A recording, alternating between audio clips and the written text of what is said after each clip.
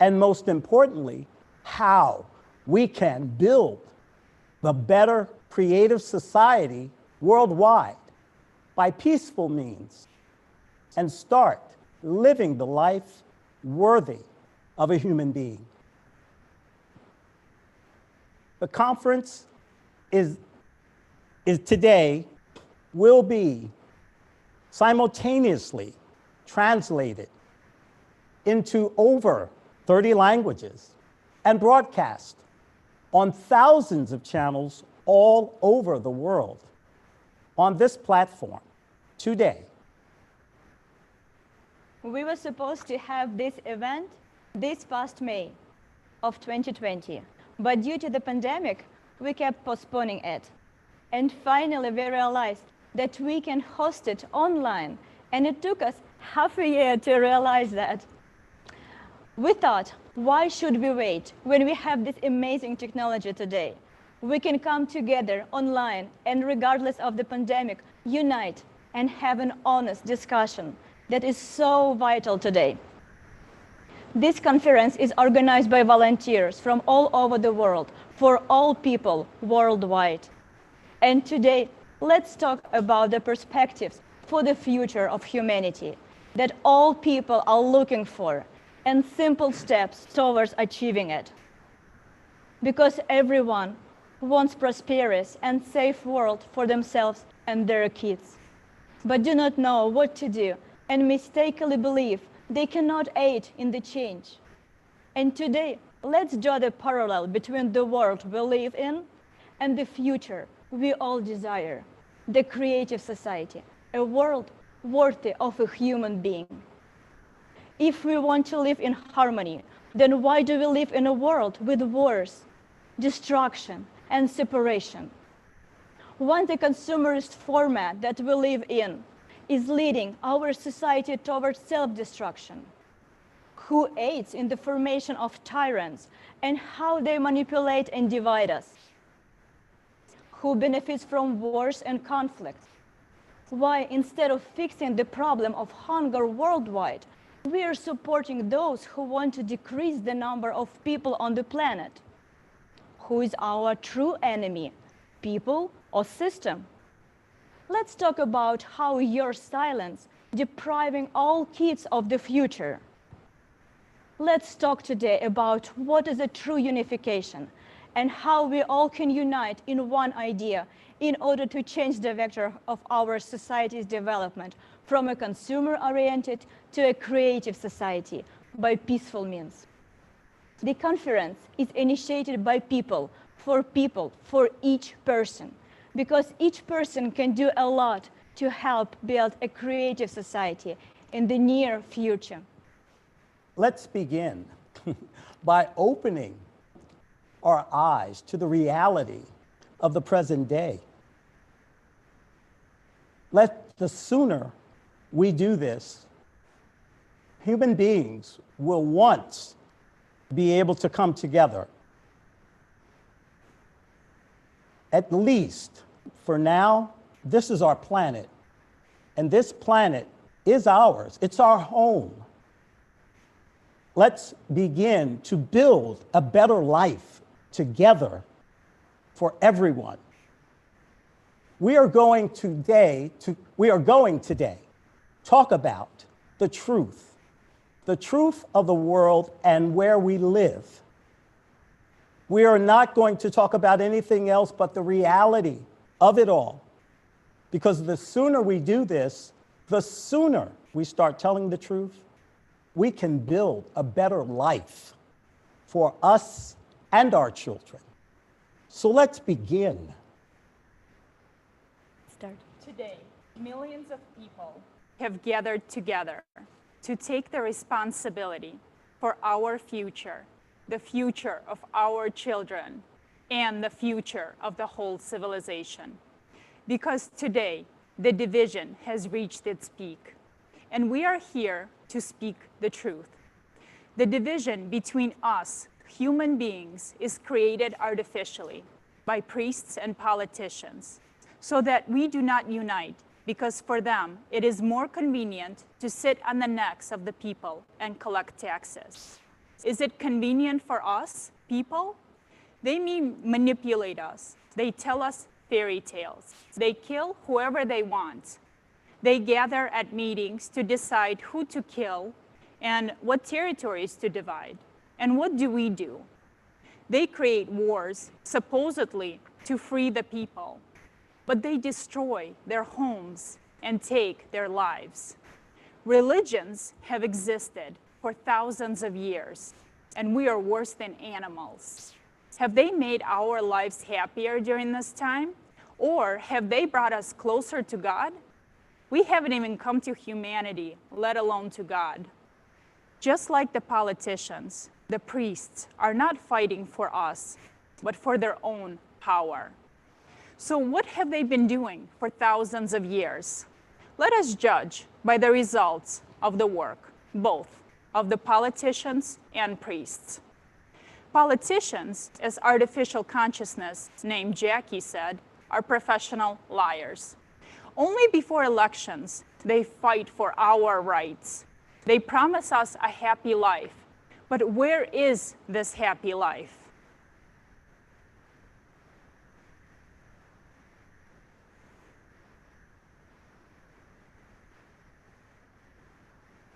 No. Although there are plenty of examples, let's look at the root of the matter. And here's a video.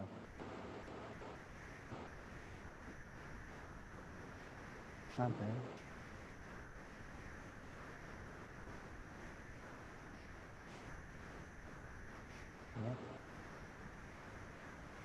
Yes, and today we want to take a look at one video that talks about, that will show us, give us an example of what happens to regular people while the politicians rule. So let's take a quick video, watch a quick video about World War II.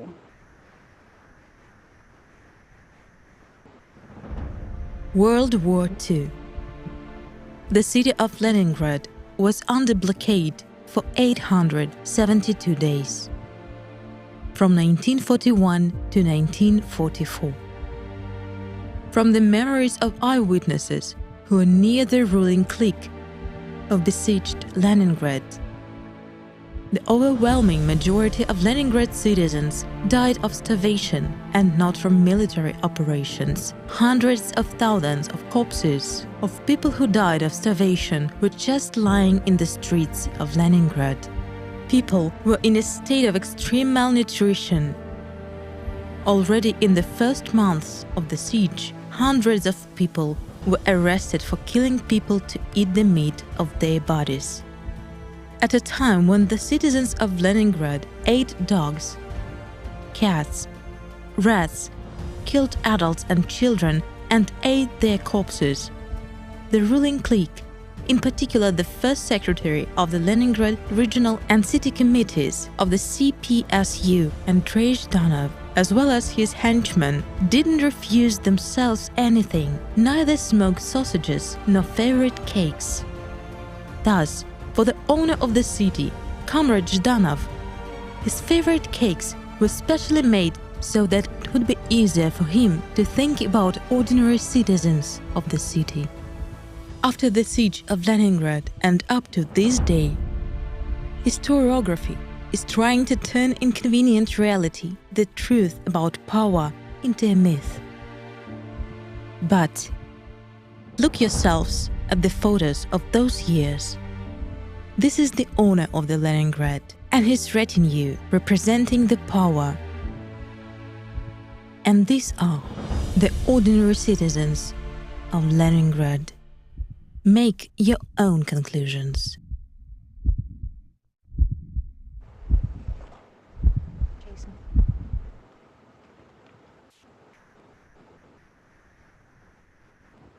Hello, friends. Today, we're going to talk about wars. These very wars that we've known for 6,000 years. And I would like to share a personal story with you. In 2011, I'm in Afghanistan. There's choppers flying around, killing human beings. And I'm there to do a job because I'm proud proud to do this job for people. However, what is challenging for an experience like this is the normalcy of seeing a 7-year-old ride around on a motorcycle with an RPG. This is the norm for many people all over the world. However, this isn't how we would exactly explain war. Okay? War is poverty, economic hardship, a child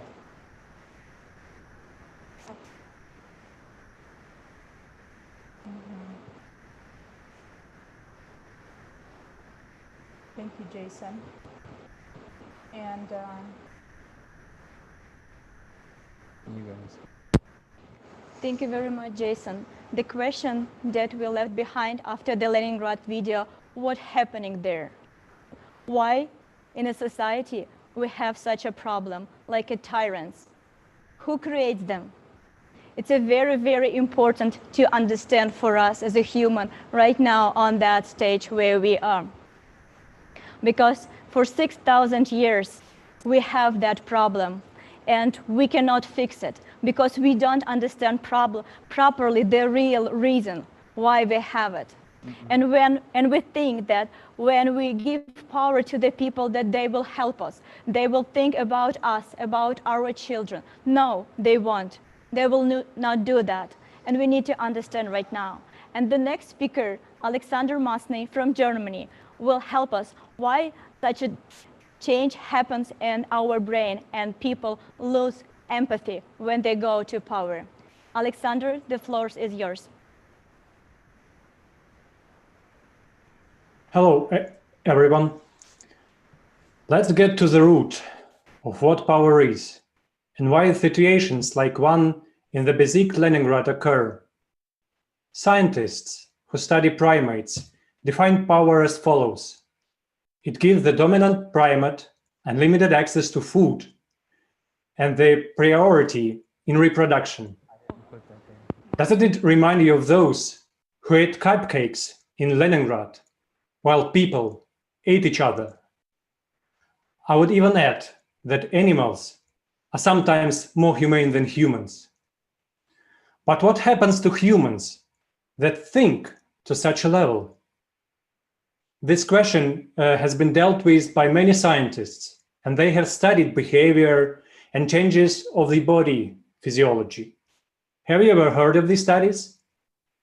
For example, a group of scientists in Ontario found that people who are in position of power for a long period of time begin to have problems with mirroring, which means that their mirror neurons were affected. What are mirror neurons responsible for? First, for learning.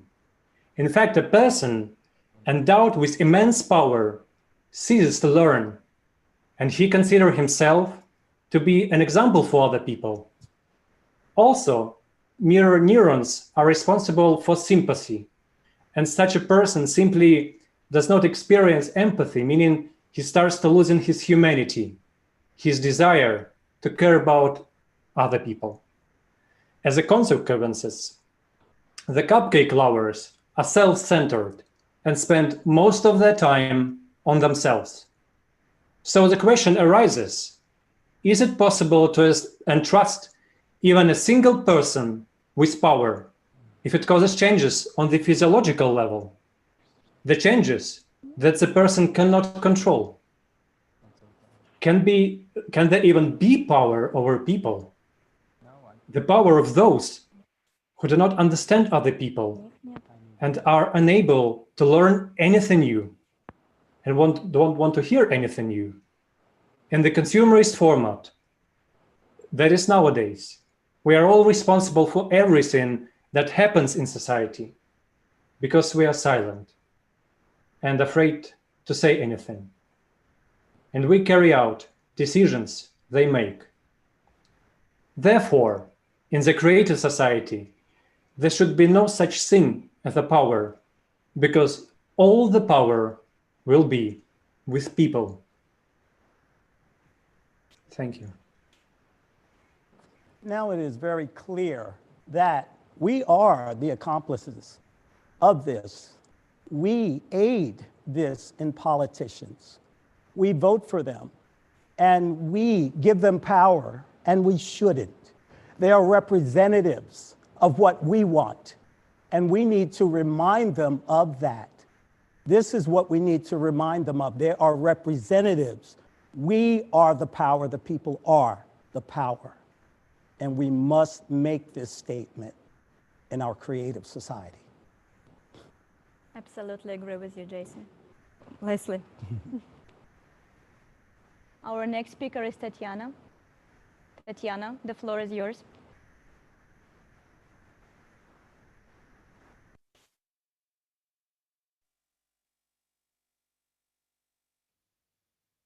Мы сегодня уничтожаем друг друга. We destroy Даже each other независимо, today, even мы не говоря уже о notwithstanding. войнах. So, Только not talking слепой, about при этом и wars, глухой, и вообще ненормальный, не just look знает о what's going изменении on, климата. and Вот only a смотрите, даже blind. такой маленький вирус So превратил в just look коллапс what's нашу going так on. называемую Everybody knows хорошую, about налаженную climate жизнь. change. Почему в Little пандемии pandemic and вмешалась politics gets политика? mixed. Не слушают ученых, When there is специалистов в этой vaccine, области. Сегодня why есть все. don't they И multiply it? вакцинация, и протоколы Because лечения. of business Почему не дать эти and общие знания politics. в опыт внедрения каждого государства? Почему это превратили в If бизнес another и country made политическое it, then it's влияние? scrappy.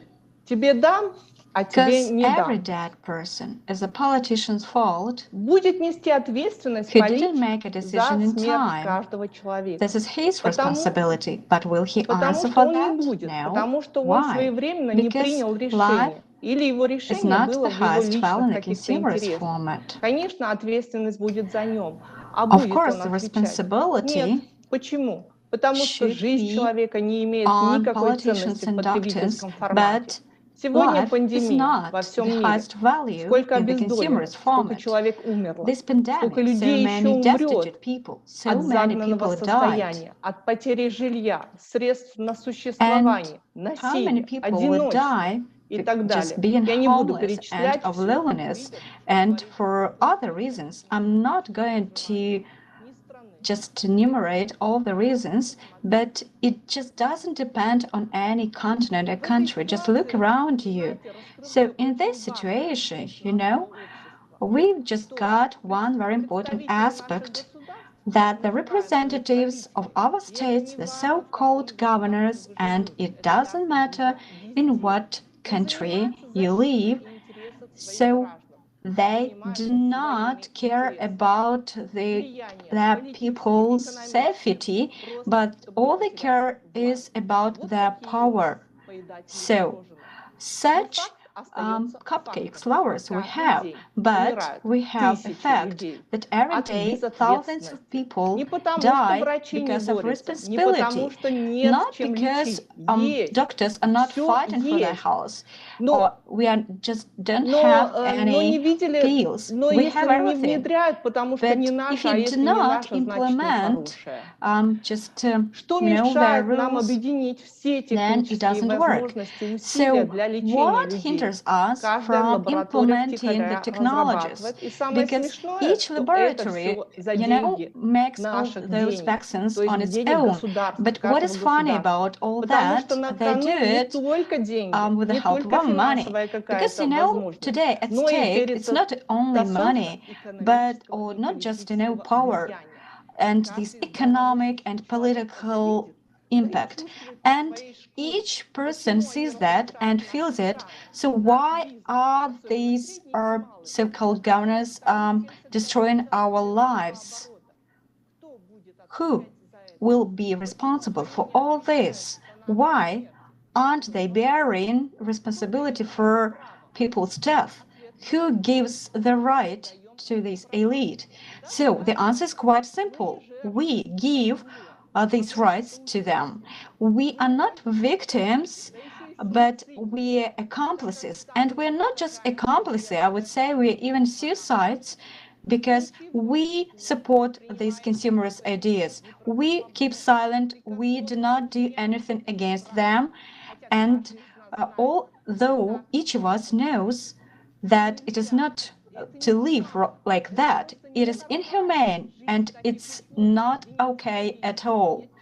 It's not okay to live under such inhumane conditions when we don't have health care or high quality higher education. Even, animals, they stand for their just families, but we do not. So what legacy do we leave for our children? Do or will such cupcake lovers think about their children? I do not think so. So they are so degraded. They are not humans, and only the creative society where life, human life, is the highest value.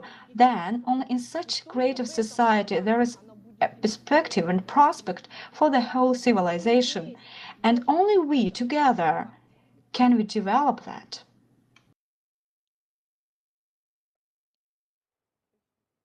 Thank you, Tatiana. Friends, you are around live people, so mistakes happen. However, when you're wrong, we'll promptly admit it. So now I'm going to give you my speech about war and describe my personal experience with you all. You see, in Afghanistan in 2011, things were chaotic. And I gave you the example earlier. And I would like to bring to your attention how Pavlov and Skinner, who developed the psychological means of conditioning and brought it to the world, gave us the example of why war is so imprinted in our minds, why that behavior is very normal for us. War is a topic. As a topic is a trigger word for many people within our consciousness, within our families, all around us in our society. However, war knows no limits. And war is not just confined to some theater or some hot spot, some zone where you have an enemy. War is at home, where our children don't get the opportunity to be who they want to be. War is in our society, where we're afraid to say hello to the person next to us. And another thing very personal to me is war is where we live in a society that a single mother has to raise 5 children on her own with no help, as I did. We just discussed these byproducts of war. Even though when we think of it, it draws the image of gunfire, of action, of some imaginary enemy. But I've shown you all today how war is personal to every single person in this world. So think about your children when you hear our society talk about war. You know something funny? What happened? Keep going. Keep going. Sorry, guys. They're speaking to me. We dress up war with fancy words.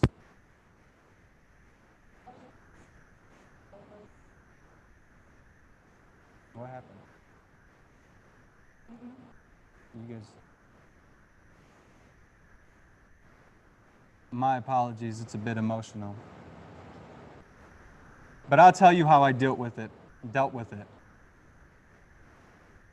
The first thing I learned when learning how to overcome war and this trigger in our society was realizing that I could view all people as human beings, that I could walk around and not fear a person for looking different than me.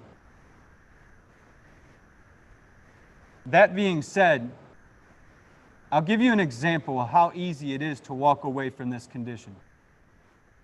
All of these conditions that impose fear on us when we hear this word war. Imagine right now, all of us are holding a ball, and the ball is made of rope, and it's knotted up. But we've been conditioned to go back and untie that knot. But it's simple. It's really simple. We can just drop that ball of rope and move on. It's that simple.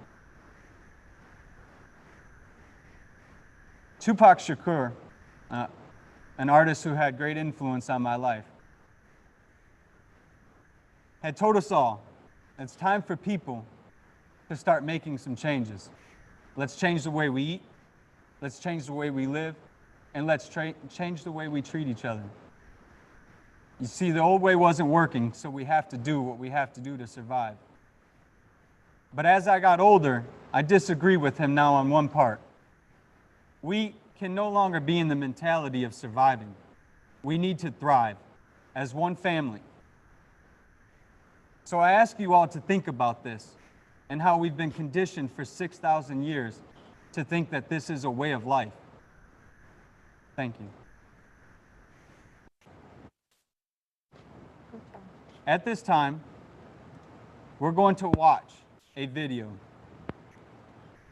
about the American dream and about our elections. You see, I laugh because we understand it's been a lie, but then we forget it a few days later. So I ask that you all who are watching today give attention to this video and really think about it, what it means for you and your family. Everyone in the room with you right now, everyone watching with you, and your loved ones, what it means to you. Please, the video.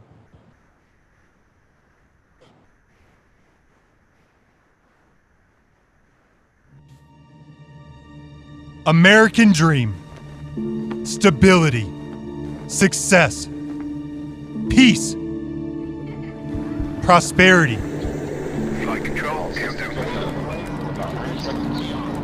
greatness. But what do we have instead? How could this have become our reality? On this Sunday night, the war in America. They promised to improve our living. So what is the result?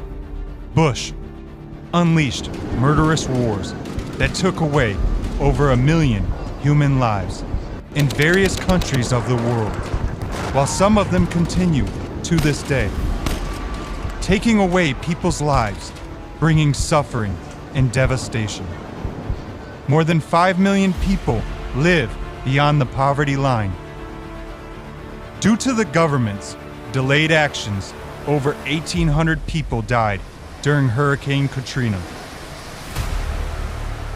700,000 people lost their homes, while economic losses reached $125 billion. The U.S. national debt increased by 101%. Obama.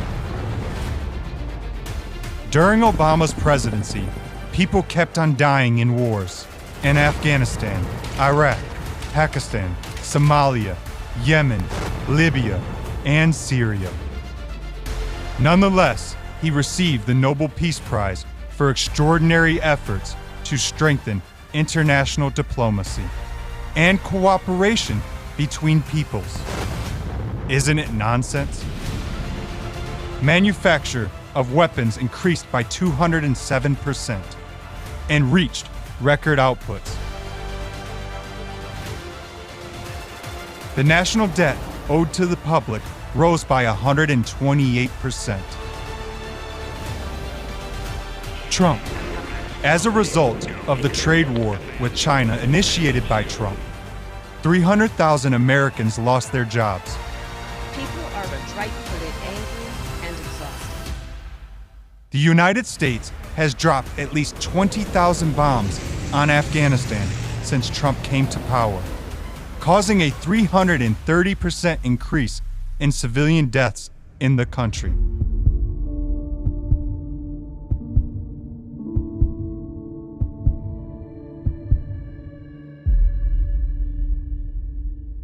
The Trump administration increased expenses for development of new weapons by 49% to more than $100 billion. The federal debt went up more than $2.4 trillion.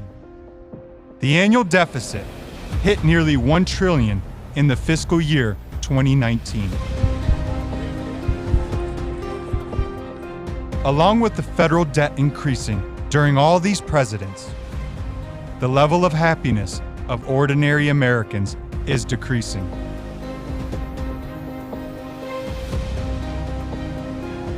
Meanwhile, they keep frightening us with an external enemy, either China or Russia.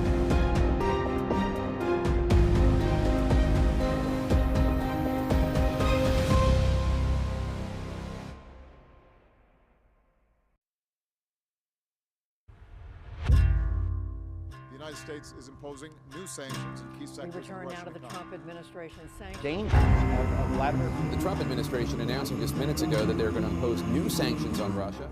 Obama started a war with Russia and initiated economic sanctions.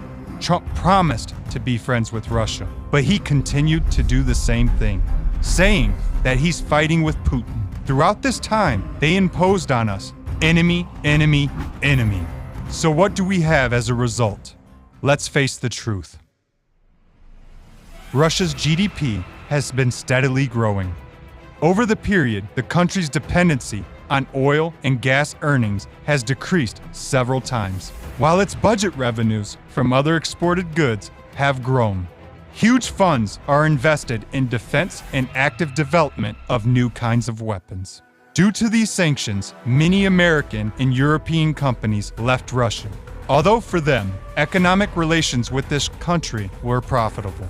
So who has ultimately suffered from these sanctions? Given that they have weakened NATO and strengthened Russia, that has become much more powerful and dangerous. So, whom do the initiators of the sanctions work for? For NATO or for Putin, the Russian defense industry? It is time to face the truth. Behind the designated enemies who are supposed to unite us, we don't see the true enemy, the consumerist format of society that turns us into enemies even within our own country. Tell me, what kind of enemies are we? Just think of it. Americans are trampling on the American flag. Stop it.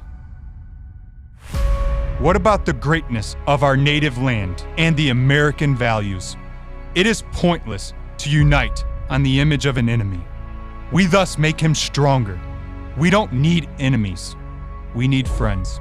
The real enemy of America is the consumerist format, which forms our silence, indifference, and our greed. We don't need enemies. We should gain friends. Otherwise, we will make the enemy stronger than ourselves. Bush, Obama, Trump.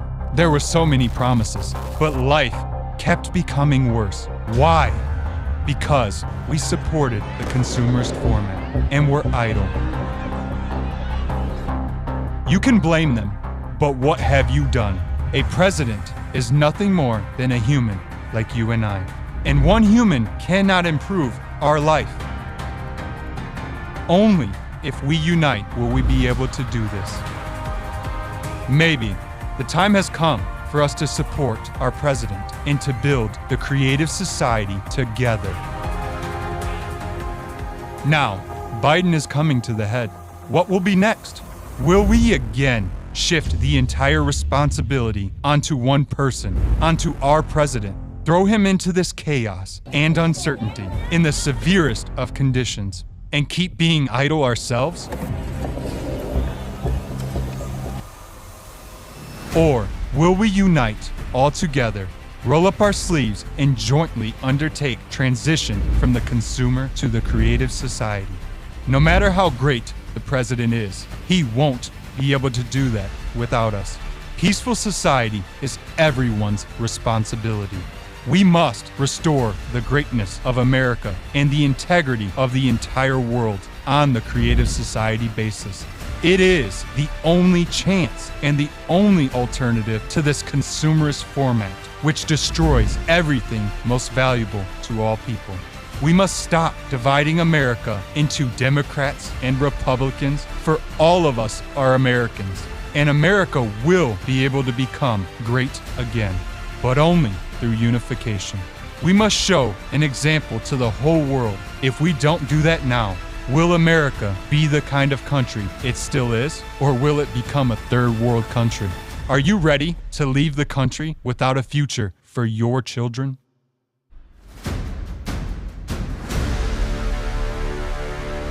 What is the imposed confrontation for? Why is an enemy needed, either China or Russia, for us to be afraid? But we already see everything. We have awakened, and we see the lies, that we are being robbed and killed. This has gone on for far too long. How long will it last?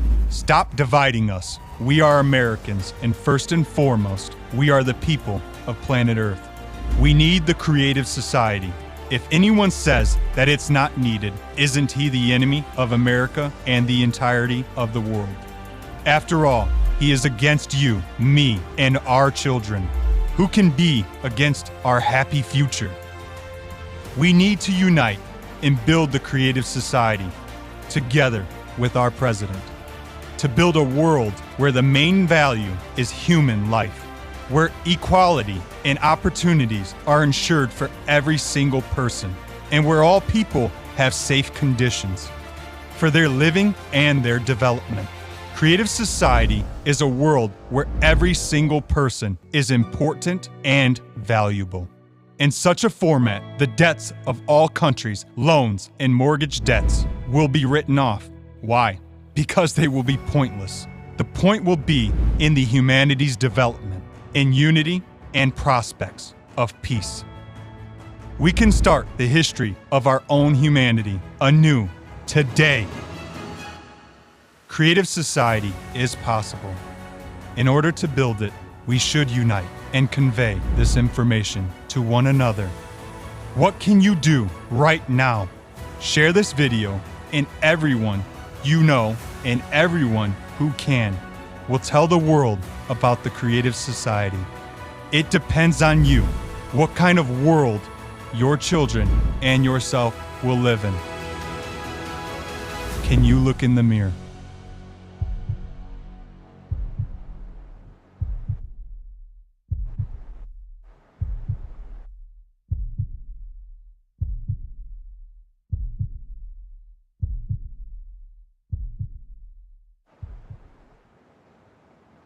You know, friends and loved ones, what this video has shown us is that there isn't an external enemy, and that we can't no longer put the responsibility on one person. It is an effort of all 322 million people in this country and 7.5 billion people in the world. We need to build creative society. We need to unite. And now it's very clear that everything depends on me and you. Since mankind has been at war throughout its official 6,000 years of history, and with passing century, more and more sophisticated and rational ways have been devised of destroying their own kinds. And I think it's enough. We definitely had enough of this terrible history. We can get together, we can unite and build the world worthy of a human, the world that we really would like to live in and will be happy to leave to our children and our grandchildren. But we have a lot of problems to solve, but together we definitely can do that. Our next speaker will present another very crucial topic that we have in our society. Alexei Prutkov from Switzerland, the floor is yours. Thank you, Marina. Thank you. Good evening, everyone. And I would like to talk on the topic of hunger, because we are being scared with famine. And what they say is that misery loves company. And in the case of the ongoing pandemic, this company includes unemployment, economic turmoil, and famine. And they all are about to come knocking. They scare us that the next year will be the year of famine, and they urge us to tighten our belts. If anyone doubts that they are planning famine for us, listen to what the World Food Program Chief announced at the UN General Assembly and what is being planned for the next year. And someone is telling us that we will starve because there is not enough money, that we are too many, while they are spending a lot of money on to arm and kill and create armies of us against us. And every year, millions of people starve to death, including children and elderly. Are they doing this? Supposedly because we can't feed that many people. But are we too many, or are there too many of them? Crazy, isn't it? What's wrong with the world? And what's wrong is the consumer format of society that has dominated for 6,000 years. And everything is getting more expensive every day. What does this mean? Expensive. Who sets these prices? Far more money is being allocated to fight hunger than is needed to feed the people. But where does the money go? Apparently in the pockets of those who say they fight hunger. Looking at all the beautiful offices of the national nonprofits in Geneva, one can quickly understand that millions of dollars were not spent on helping people. Nothing will change when the goal is to keep on helping and not to solve the problem at the root, once and for all. How much does a bottle of water cost even in the most expensive countries? And we donate money so that there's plenty of water where there is none. And when the Red Cross delivers the water there, what's the cost of that bottle of water? Yes, for that amount of money, we could bring a pipeline there or install a local purification plant. There's a lot of solutions that can be implemented, and Sahara Desert can be turned into a beautiful oasis, and there are great examples of that. Water can be extracted already from the air, and there are desalination, sea desalination plants that exist already. And there are also underground rivers in the Sahara Desert. There's everything. Is it really because there's not enough money? No. There's just no real desire to solve the problem. And where does this rare resource that we are always lacking, money, come from? Let's watch a short video. Aliens came to Earth. At first, they flew around it, saw everything, and then decided to talk to the people on Earth. They asked, "Why do you have so much garbage and garbage cans?" "Well, this is because we don't have enough money to build waste processing plants." "But why do you have so many hungry and homeless people?" "Well, this is because we don't have enough money to feed them and build houses for them." "But why are you constantly at war with each other?" "This is because we don't have enough money and we're trying to take it away from others." The aliens scratched their heads and said, "We fly around galaxies, have explored many worlds and planets, but have never met such a rare and, as it turns out, such a very necessary resource as money. Could you show us what it looks like and show where you get it in space? Then we will try to get it, bring you more of this money, and help you establish harmony on your planet." "We don't fly anywhere to get money," the Earthlings answer. "We print it ourselves." "Yourselves?" said the aliens. "Yes." After this answer, Earthlings were deleted from the list of intelligent beings. Guys, how is that possible? Trillions of taxpayers' money are going towards arming ourselves to kill each other. And how much money is being spent right now on media to brainwash us, to think and to cover up those murders and to separate us. Yet, we cannot solve a simple problem such as hunger. Yet, we cannot put a food on everybody's plate. How is it possible? In the creative society, a human life is the main value. There will be no hunger. So if you think about it, how much money did we spend this year or right now on making our world a peaceful and loving place for all of us? And how much money is being spent right now to make us an enemies, fight and separate? So these people want us to kill each other. They want everyone suffer of hunger. And while we are starving to death, they want to eat their cupcakes and choke on their sausage. Jason. The Club of Rome. Every single one of us in this world knows who they are, because it's the very people we try to imitate. The very people that our society is constructed around to chase after that very dollar. As we've seen, the aliens think it's a joke. These are billionaires and oligarchs who dictate to us how we should live, why we should live, and whether or not we're worthy to live. They want the population to be reduced to 1 billion people. Literally 1 billion. And like I said, this isn't anything new. Right now, we're in Georgia. The Georgia Guidestones. Everyone knows what they are. You can go look them up to see for yourself as well. These very people literally want to eat us. And yet they make money on everything and on us. But friends, where are we in all of this? Where are we? Are we not counted in their statistics? And why do we keep quiet? Every single one of us keeps quiet. And you know, right now, all over the world, we're all wearing a mask. We're literally in a rag. And tomorrow, if they like it, we'll be in a gas mask. Or in Pampers. Well, we'll be in whatever they choose. Because we keep letting this happen.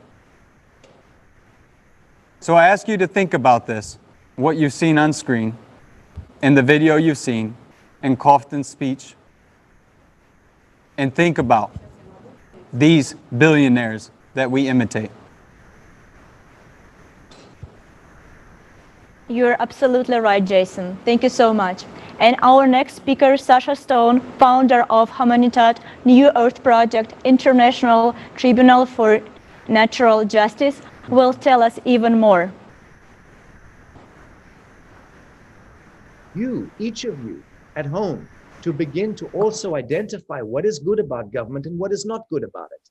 Too much of the government is bureaucracy and technocracy. It does not serve the living, it serves the fiction. It's upholding old values, old statutes and laws that do not serve the living. They serve the old empire, the old systems of supremacy and domination, again, and control.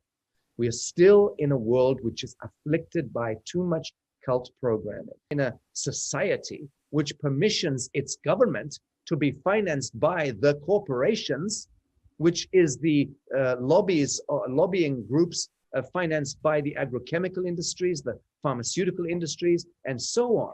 And that means that we are mutated. We're not even in a condition to think straight. We are so poisoned. And we are raining down all of these poisons from the air, and they're being pumped into the soil, and they're being pumped into the water. Dear God, this is the mutancy that is taking place. So we have to recognize that it is our governments and the institutions that are the ones that are doing that to the living souls. And we have to restructure them. Or we are only going to be having a tea party in a prison cell. This is the analogy that I use. And pretending that we can dream some beautiful dream of the future. Nonsense. Look at the American dream. Look at that bullshit. What was the American apple pie dream all about for the last 75 years? They killed their own president in 1963, murdered him, and the mafiosi moved into Washington, D.C., took over the Pentagon. They were conducting rogue treaties left, right, and center, trading uranium, gun running, gold running, drug running, CIA running most of the world's drug enterprise over the last half a century. For the love of God. These are serious matters. And most of our governments are involved in that criminal conduct and behavior. The United Nations is a goddamn criminal mafia. It's a racketeering mafiosi. I'm a former director general in the IGO sector of the UN. I'm the one to tell you that, as I tell other world leaders. It's over. Let's have the courage, people, to step into our humanity, the thing we're talking about. Let's just connect with the pulse of humanity and love one another, forgive one another, and then start to paint on the canvas of life. Yeah.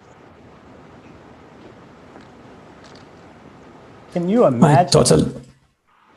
I totally agree with Sasha, and the UN is just another beautiful facade for a money-making machine. Another shiny facade just like this is the colonization of Mars, with the first mission being planned for 2024. Why sending men to a certain death, knowing we don't have the technology to safely return them home, is even on our agenda? There are more than 200,000 people who hoped to leave Earth and die on Mars.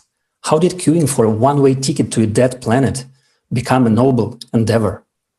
Maybe the truth about what happened on Mars and not some dreamy essays should be on the headlines.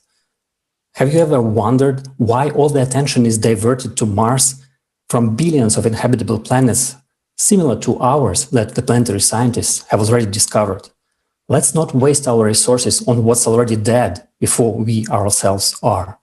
We have to turn our attention to what will keep all of humanity alive and do it now. Putting human life above all else and allocating resources accordingly is the only way to go forward.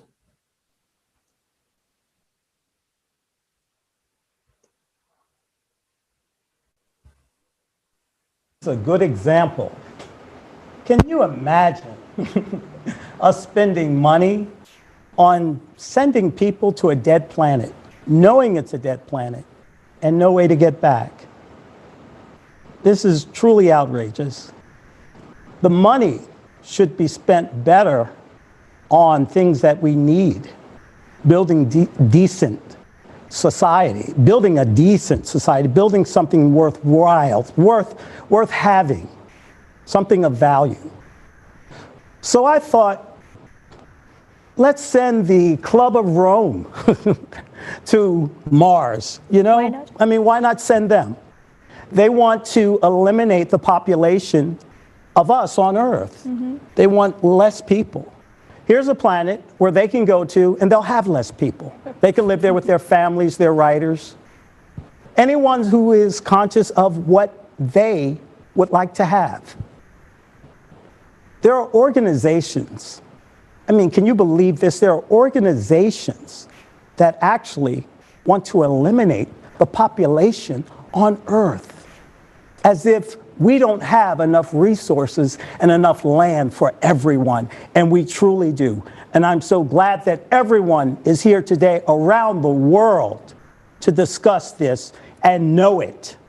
We learn from each other, and we get to see and have what we're desiring today.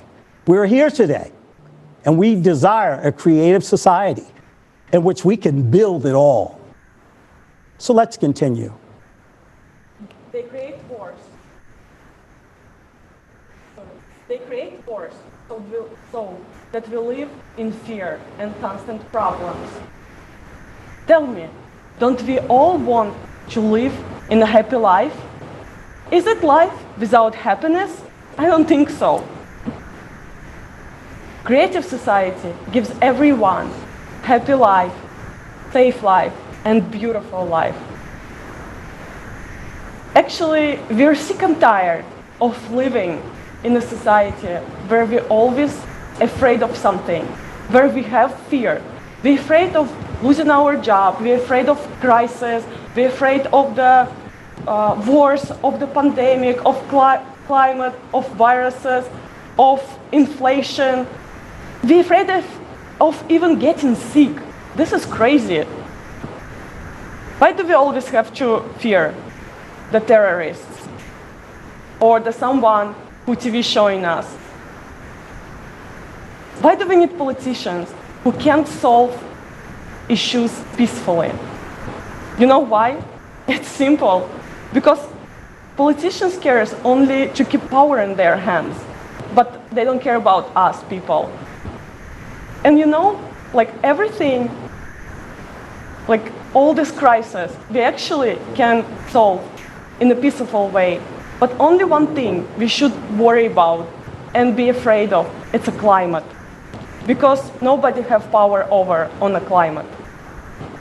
And right now, I will pass the word to Elizabeth Hromova, a geologist and geophysicist, who will talk about dramatic climate events on the planet Earth.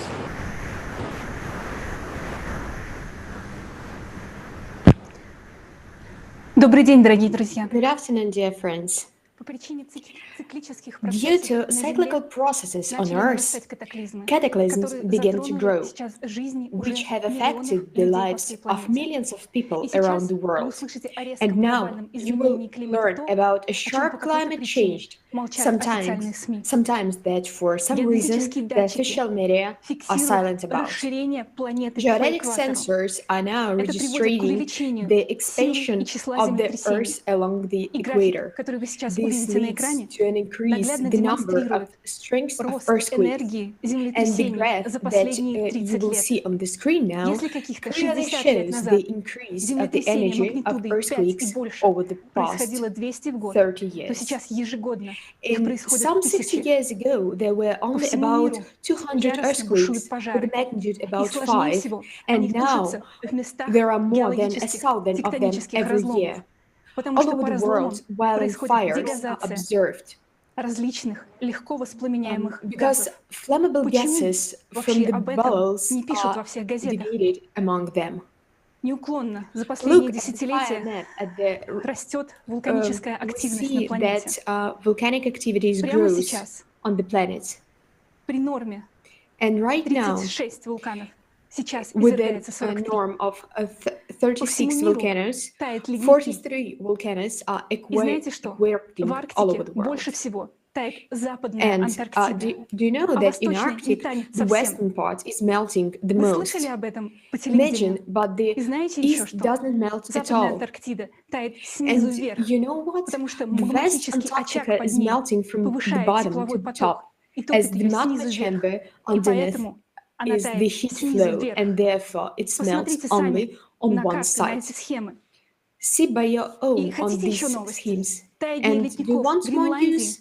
The melting of Greenland's glaciers are also associated with the flow of internal heat from the poles.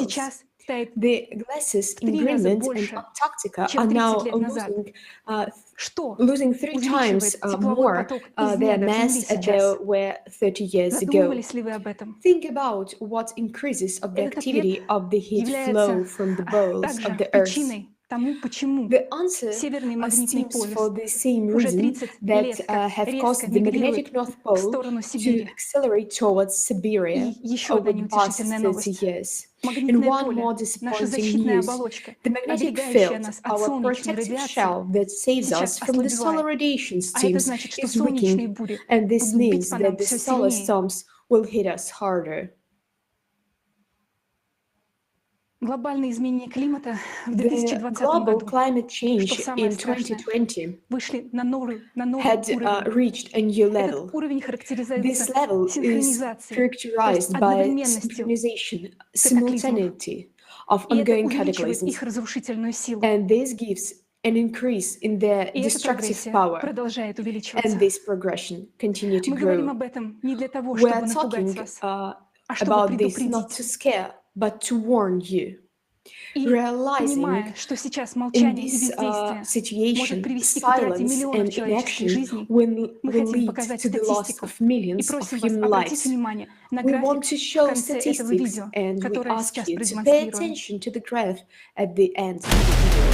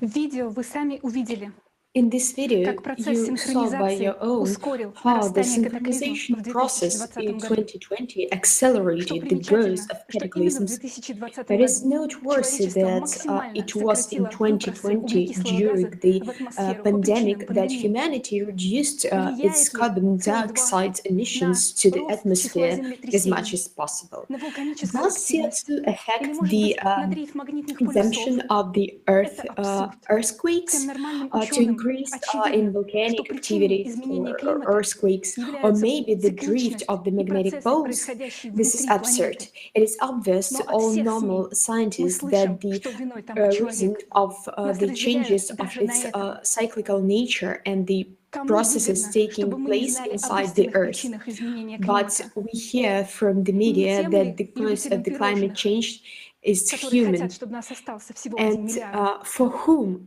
this Никто в СМИ не говорит о benefits, синхронизации knowing about the катаклизмов. truth Только Игорь Михайлович causes of the Данилов в cataclysm. передаче No «Климатический one in the апокалипсис. media Иллюзия talks или about the реальность» озвучил эту synchronization of правду. cataclysms. Only Igor Mikhailovich Сотни Danilov миллионов voiced людей this в for этом the году first стали time to the климатическими whole беженцами. world in the Это program значит, что все, что у Climate них было, их города, их дома, разрушила стихия. Apocalypse, illusion or reality. Hundreds of Как millions в of people потребительском формате have общества become мы climate сможем refugees выжить, this year. если This хотя бы means 1 that миллиард everything людей that they со had, своими their детьми, со cities, своими their семьями homes, будет was вынужден destroyed by the искать force of убежище в nature. других странах.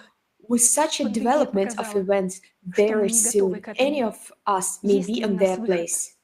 Do we have a Да. way out?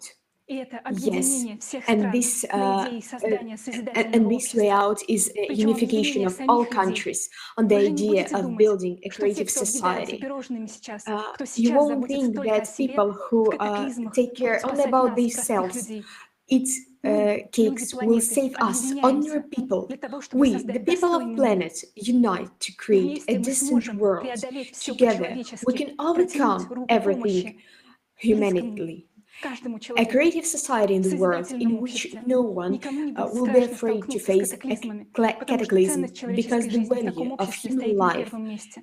in creative В society созидательном comes обществе first. каждого In человека creative в любой society, точке every планеты person будут in every принимать part of the как world родного, will be потому что accepted as a family member, человечество because одна большая humanity семья. is one Большое big спасибо за family. внимание. Thank you very much for the attention.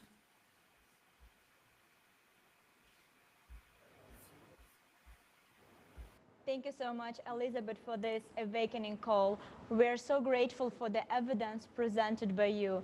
It gives really all of us a lot to think about.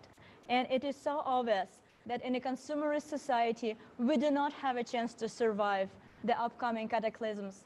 And this includes even those who eat the cupcakes. And only in the creative society, we will not only survive, but we finally start living a life worthy of a human. Our next speaker is Alina Fedorova from Switzerland.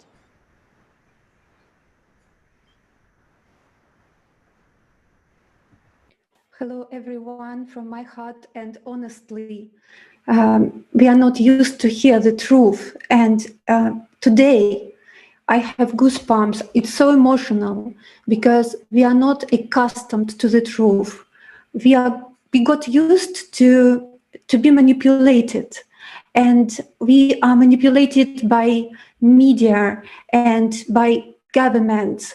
But today, we people from all continents, we gathered together to tell the truth to the whole world. It's not anymore a small talk in the kitchen. We are speaking out loud to the whole world. We are too many to be silent. We don't have to ask permission to gather and to start talking. Everyone is invited to join. And this is a special event. It's translated in so many languages by volunteers.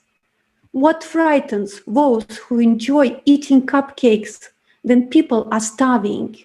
It is then people start discussing openly. But there are only few those who sold their souls to devil for cupcakes.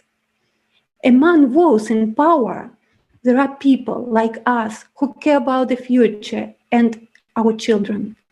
They are also fed up with what is going on. And we are all human beings. We want better tomorrow.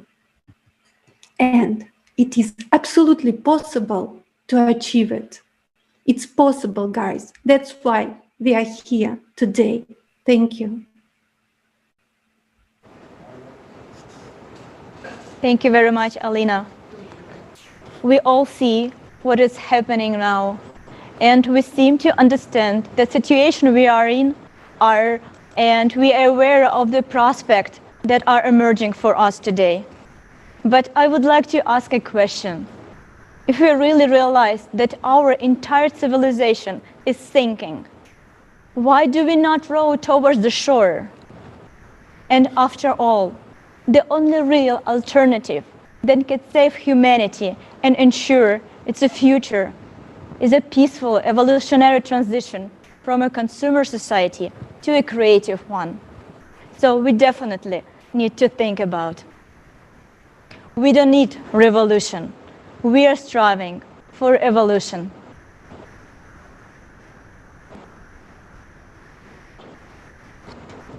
And next we have Diana, how do you pronounce? Olejnik. Diana Olejnik will be next speaking to us. She's a psychotherapist from Ukraine. We welcome her. And she will tell us, well, why our civilization, even when we see that we are coming to an end, continues to do nothing, looking for an excuse.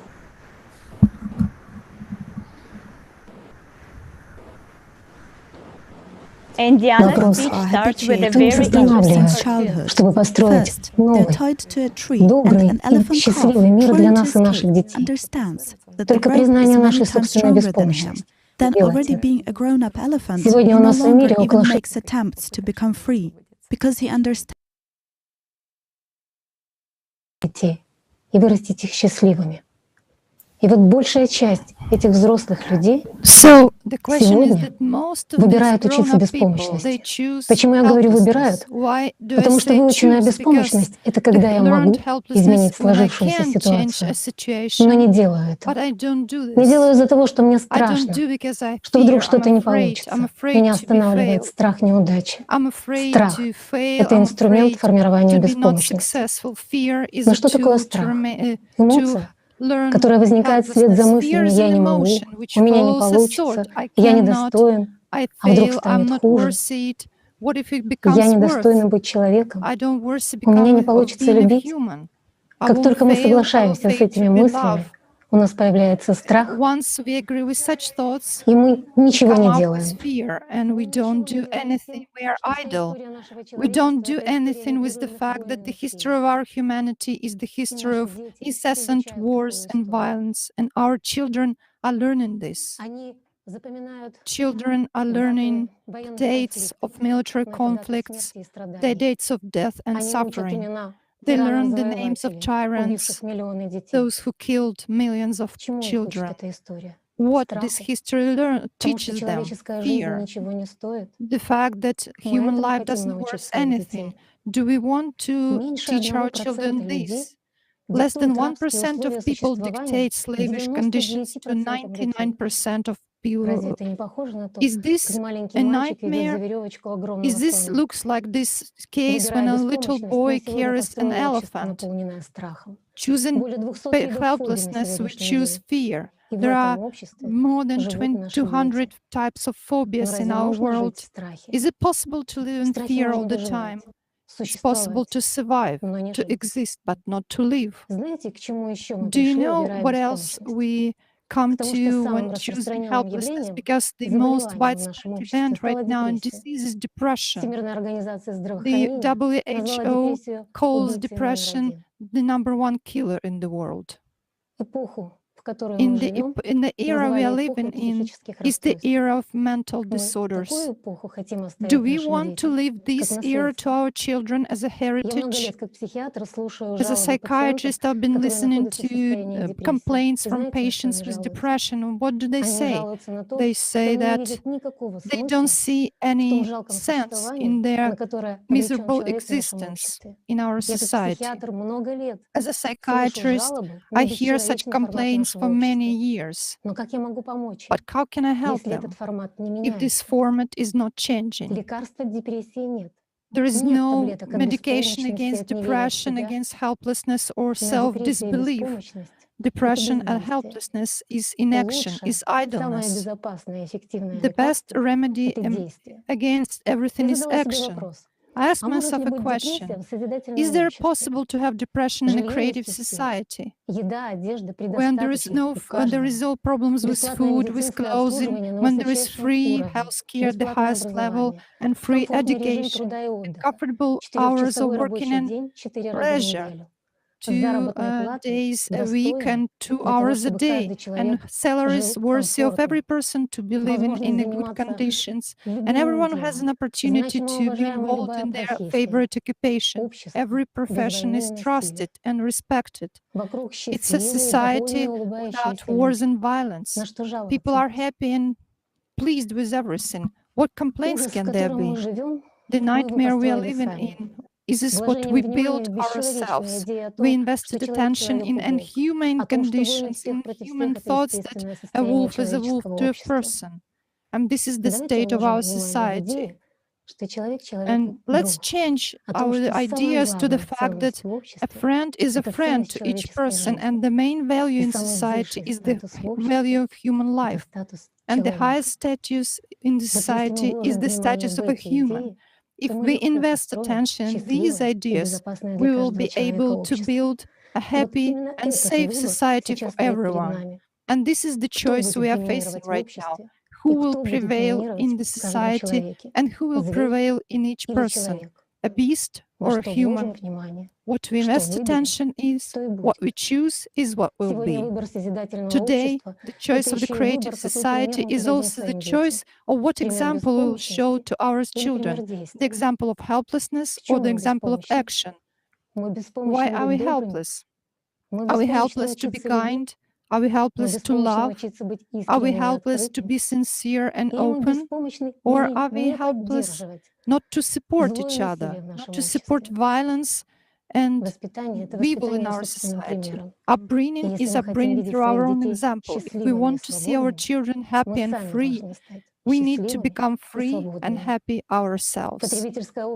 Consumerist society is a society where fear predominates, is a society where helplessness is formed, while creative society is the conditions of love and support, conditions where everyone succeeds in everything. What we will choose, love or fear? By choosing fear, a human is idle. By choosing love, love for himself, for his children, for his relatives, and all people around, a person is taking action. Thank you very much. Now we will see a cartoon that will show us what is learned helplessness. Elephants are habituated to a rope since childhood. First, they are tied to a tree, and an elephant calf trying to escape understands that the rope is many times stronger than him. Then, already being a grown-up elephant, he no longer even makes attempts to become free, because he understands that the rope, which is stronger than him, will win anyway.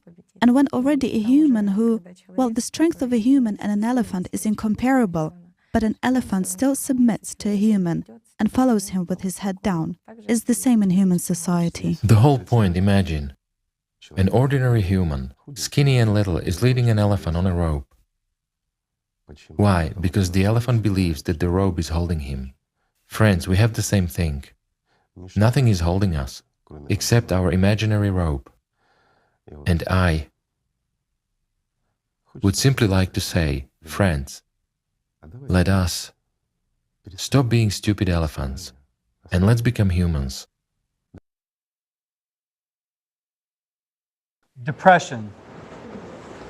Fear. Isn't it funny?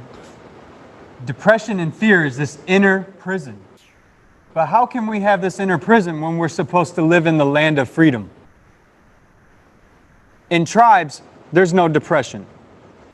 But society is constructed in a way that it can be this way for us too.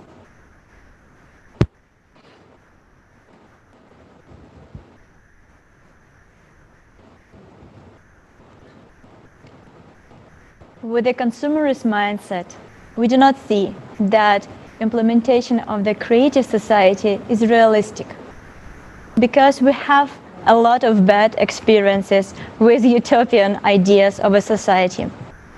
And one of them is communism. Let's consider why communism didn't work and whether they really aspire to a bright future for all people, as they claimed. Our next speaker, Natalia Pavlova, history researcher, archival specialist, history teacher from Russia, will tell us more about that. Natalia, the floor is yours. Рада приветствовать всех I'm happy to greet every участников participant in the конференции. conference. Можно услышать? We can hear that creative society is a utopia. They compare and say that creative society is like communism. No, communism was never a creative society. While building communism, they used to say that power should belong to people. But did power belong to people? No, because those who gorged on cupcakes during the period of strengthening their power started building health resorts for themselves and were indulging in delicacies and showing off their expensive clothing. Initially, the idea of communism is bright and humanitarian, but not in the consumerist format. What did the building of communists end with? Authorities remained authorities. How can there be a communist format if it is ruled by a few individuals? Will they take people into consideration? It's like party said, and that's it. They never built communism. In society, power remained in the heads of despots. In the creative society, the concept of power is absent, since responsibility for society as a whole, its development, living conditions, and harmonious format lies with every human. Anything that is not a creative society is a threat to humanity. Yes, there are countries with social security. However, consumerist format took deep roots on the planet. Are citizens of the country safe? No. These are people who can destroy all of the citizens of the world. What they start with, of course, they will start it. When there is a threat to lose their power, they will direct their efforts to reduce the human herd, in quotes, so that it would be easy to manipulate us. Of course, they will start war, violence, famine. Vladimir Ilyich Lenin, the ideologist of the World Revolution, he composed his doctrine of communism to hold power. In order to transfer image, Lenin openly said and promised to rule the new country through violence, through dictatorship of one class over all others. Shortly before his death, Lenin realized what he had done. He addressed what had become of country with four letters. Social Democrats spoke of communism as a society that lived in compliance with the principle from each according to his ability to each according to his need. In practice, instead of feeding starving people, the revolutionaries kept a safe with diamonds, which they took away from those who had been before that in the country. The world-famous writer Fyodor Mikhailovich Dostoevsky wrote, "The more a person is a socialist or a communist, the more he thinks to enrich himself." In theory, communism is based on the denial of commodity-money relations, on the denial of private property. After the revolution in Russia in 1917, society began to be built on the basis of the doctrine of equality of capitals, the communality of property, and the right of every person to the property of others. At the same time, the Soviet officials had in their disposal luxurious apartments and expensive cars. That is why even today it is strange, to say the least, to consider people who use private property as communists. The idea of communism can be appealing while there is absence of knowledge of historical facts. There are those people who use the idea of communism falsely, who know that they are unattainable, yet they do under communism in quotation marks in order to enter the Duma, the parliament. In the program of the Communist Party of the Soviet Union in 1961, They updated the definition of communism in order to maintain the ideological subordination of all countries to the socialist camp. Beautiful false words, the myth of communism as a classless system, full social equality, a society with established social self-government. Soviet authorities claimed a desire to surpass the standard of living in a rich country, to catch up and overtake America, although 30% of Soviet citizens lived below the poverty line. Communism turned out to be first and foremost a solution to the basic consumerist problems of the present. At that time, people were joking. To the question, would there be KGB under communism, they answered no, but at that time people would have learned to arrest themselves. Will there be money under communists? There will be, but not for everyone. Is it true that under communism you will be able to order food by telephone? It's true, but it will be dispensed on TV.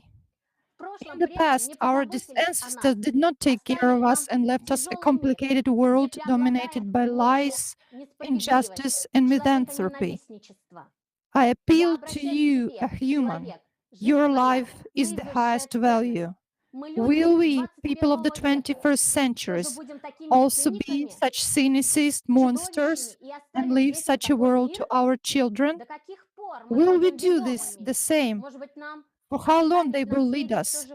We probably should leave a positive legacy, because we are humans and every one of us is a human. We are worthy of a creative society, and our children even more so. If we don't do this, the children will know that we had a chance to build a creative society, but we didn't use it. We can choose the path to evolution to ensure and sustain social progress. Then they will tell us thank you. In fact, we ourselves would like to live, to see a peaceful, civilized world. I understand we have a choice to become a civilization worthy of humanity, to become ourselves a civilization worthy of a human being. We are very grateful for your comment, and thank you so much, Diana. Right now, we really can see that creative society is possible. The only borders that we have, it's only in our head. Thank you for psychology that allows us to understand it right now, and thank you for the history that help us to understand that creative society, it's not an illusion, or it's not utopian world. Creative society is something possible, but possible only if we really unite around this idea and start acting. We have seen the reality of a commercial society, and we realize that it doesn't work. It's a dead end. We need to do better. And this is well understood. We are in the midst of creating something that has been a long time coming, 6,000 years. A creative society project is one of the most unique ideas that this world has ever seen. And today, this world has come together. We, right now, have a program that we're on in over 35 languages. 35 languages in countries all around the world. But we are here speaking one common idea for a creative society, a life for everyone, peace, love, education, all together. Sharing our resources, realizing that we are one people on this earth. And it is up to us. It is up to us to do the right thing right now for ourselves and for our children. Yes, Leslie, I absolutely agree with you. It's definitely up to us, up to you and me and you, dear viewers. For those who join us today, I would like to remind you that the topic of today's conference is a creative society. We just finished our blog about consumer society and discussed what kind of threats we have in our society today. And we realize that we have only one way out, is to change the format from a consumer society to a creative one. So let's discuss what creative society is. A creative society is the unique form of a society. It's the society in which every single human can be happy. It's a society in which we will not have a poor people. It's a society in which every single person can live prosperous and enjoy their life, because the society will take care of its citizens, because every single person will help each other. What needs to be done? We really need to get together and understand what you, what me can do about that. And really, let's see what exactly creative society means. So, creative society is the first and foremost, is completely just and fair society in which human life comes first. It is a society of a free and equal people. In such a society, there are all conditions for comfortable and safe, stable and happy life for every person. It is a society when there are no wars or conflict, because its first foundation is the value of life. Just think about how the life will change if the value of life will go first. In such a society, there is no and cannot be violence in the family and in a society in any form, because the society itself cares about nurturing and developing all the best qualities in a person, and cares about suppressing and prohibiting the negative. And that's because we have a creative ideology, and unfortunately we don't have it today right now. In the creative society, high quality healthcare and education are available to every person on earth, and this is so crucial. There are no crises in such a society because the economy is stable. Just think how many problems we will solve if we will have stable economy. That's right. There is no poverty and hunger in a creative society. None. There's no such thing as a starving artist. Everyone eats. Everyone gets clothed. Everyone gets to live comfortably. There is no monopoly on resources and property as we see today. Something that we all desire is to be able to go where we choose.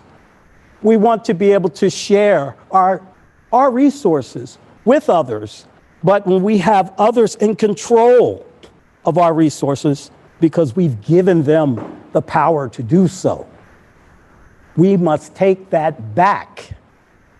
We must take it back, and we must use our resources for the good of all mankind, all around the world, in every situation.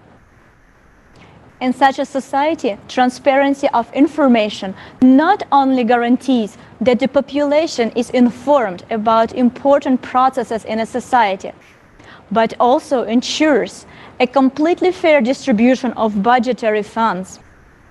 And of course, it is a society in which an individual is directly involved in the process of governing the society.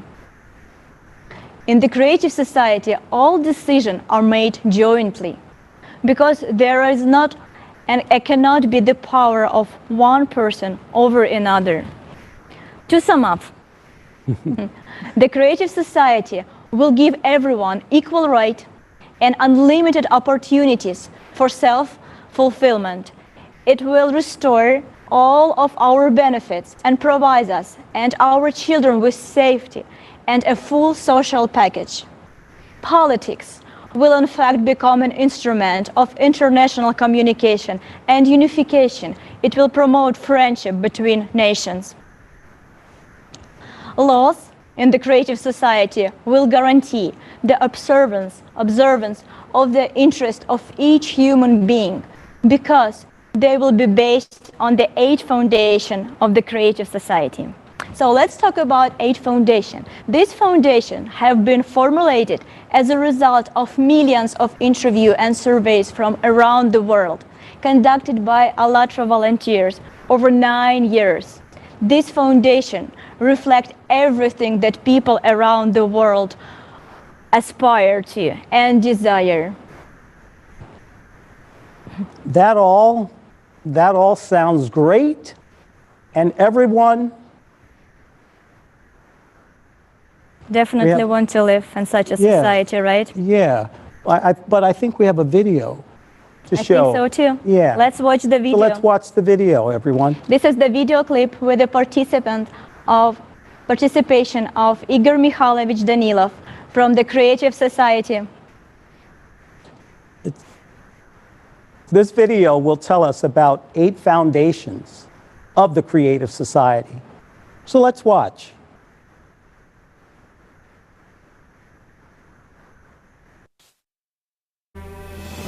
This Creative Society project was born by the initiative of the people themselves. After we carried out many social surveys,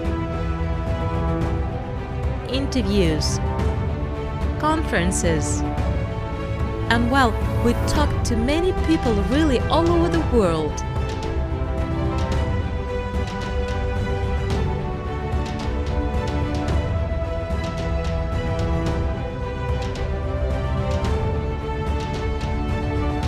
These 8 foundations of the Creative Society is the result of the desire, the demand of the people themselves, because they talk about it. They tell us how they want to live, where, in what world, in what kind of society they want to live, what values are the most important for them. And after analyzing everything, we understand that yes, there are these 8 foundations that now we can share with everybody. It is a complex of values of each person in this world.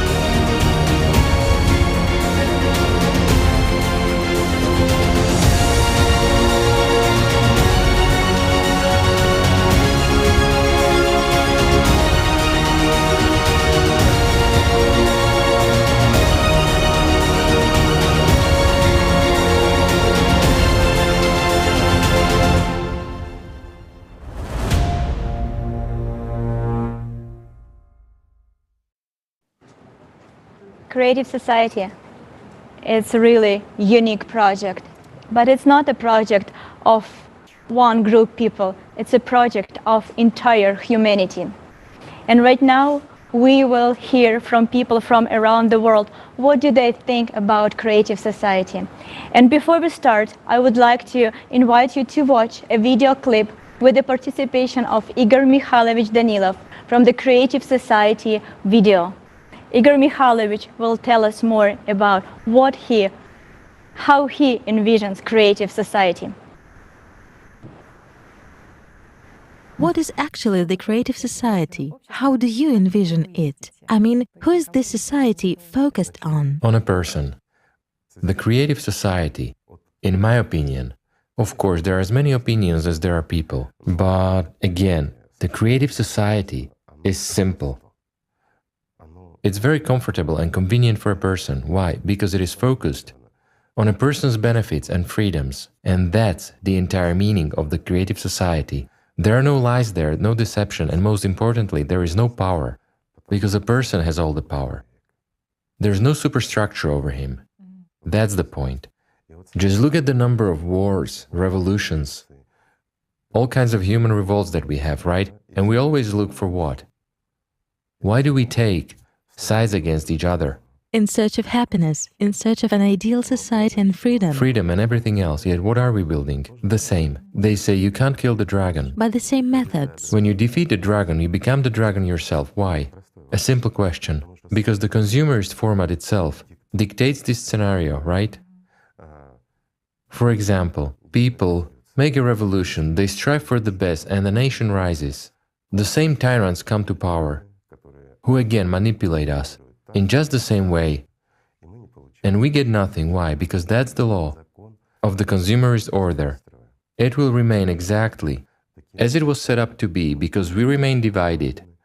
We have our own interests, and most importantly, we live by the law of beasts, right? I mean, we treat each other just like beasts. Although we have laws set out, the UN and other organizations create them, and they declare how we should live. But all these declarations do not work. Why? Because the consumerist format dominates. In other words, the inhuman format of relationship of one person towards another. Can this be changed? Easily, my friends. It all depends on us. And again, what do we return to? To the integrity of our attention, where all of us together invested. If we want to live well, if we want to live worthy of a human being, then we should invest our attention precisely in this. That is, our time and our efforts in building the future for ourselves and, let's say, for our children and descendants. If we approach this from the perspective of the present day, then it is actually very easy to build a creative society. I'll put it this way. If we really want this, and everyone who has understood the entire meaning and essence of the creative society that we are going to talk about now, then it's realistic to build it within 10 years. 10 years. Great. And we will live in this creative society. But again, it depends on people, on their desires and aspirations. If we do nothing and set our hopes on someone else, that someone will do this, it won't be built, because the creative society is precisely the task of all people. It's not just a task of, for example, some idea-driven fellows who are supposed to do something for someone, but it's a task of each and every one. Just think about, like Igor Mikhailovich said, 10 years, and we really can all live in a creative society, in a world in which we all would like to live, or even less than 10 years. But everything comes to the question where we put our attention and intention. Thank you so much for your advice, Igor Mikhailovich. Our next speaker is Chand Gul, clinical psychiatrist, community activist from Canada. Let's watch the video, please.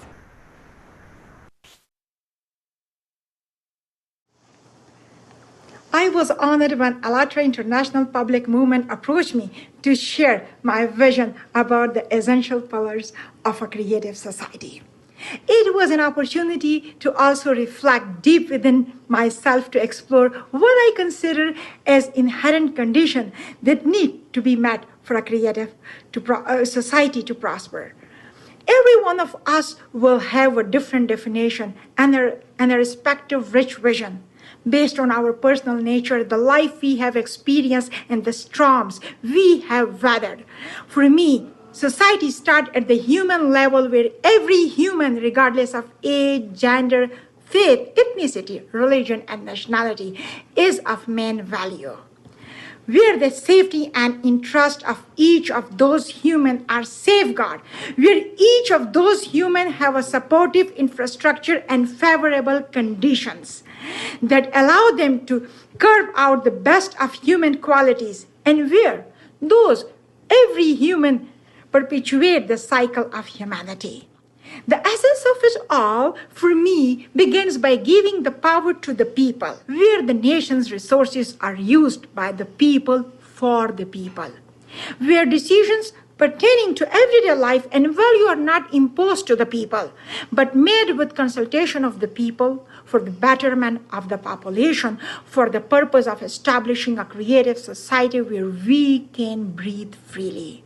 The issue of resources allocation is very close to my heart, as I have seen how misallocation leads to communal poverty and as a result regress the society. The government can not and should not make a monopoly of power, but should consider themselves as guardian of the people's welfare. So the starting point of a creative society for me is to transition the power to the people, because the actual power is human being and humanity first. The second point I would like to mention is the importance of providing physiological needs to the people. Food safety and health are the basic needs that absolutely have to be met, and only then can an individual work on self-improving and enhancing the society. Taking measure that no human should go hungry and providing accessible healthcare should be made a priority. Physically and mentally healthy citizens then be able to contribute positively and build a society where everyone can enjoy similarities and respect differences. Thirdly, I feel that our perceptions are largely based on experience, and in the absence of direct experiences, we tend to rely on the experiences of others. By that, I mean to say that as much as we feel, we think for ourselves, subtle messages feed to us by the media play a role in how we conduct ourselves, especially towards others. The perception that we make towards certain people indicate how we deal with them. At times, we put up walls because we are told that the person approaching you is dangerous. We are told ever so diplomatically that if a person look a certain way, the person behave a certain way. By believing so, we push away people instead of engaging them. And in this only pushes us backward. Every human is unique in their own right, and we should embrace the differences, not be fearful. The media, controlled by individual influencers, have played a huge role in establishing questionable notions which hinder people from benefiting people. Hence, I would want the media to take this responsibility seriously and request them to try to create a positive global culture where differences are respected, accepted, and celebrated. Although I could keep an addition on this list, the crux is what the best being encapsulated by Joseph Campbell. That is not society, which is to guide and save the creative hero, but precisely the reverse. Thank you. Thank you so much. And our next speaker is Kanu Alik, is an active participant of the Project Creative Society, teacher at the National Board for Arabic and Islamic Studies. So let's welcome her. Him. I bring you greetings, dear friends from Africa. My name is Kanu Eleke. Today, I would like to address you on the question of what can be done to the human situation in Africa.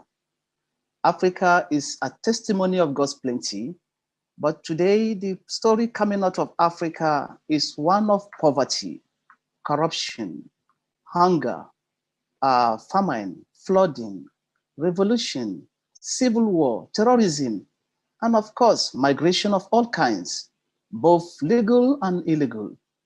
So it is important that we find answer to the question, what needs to be done?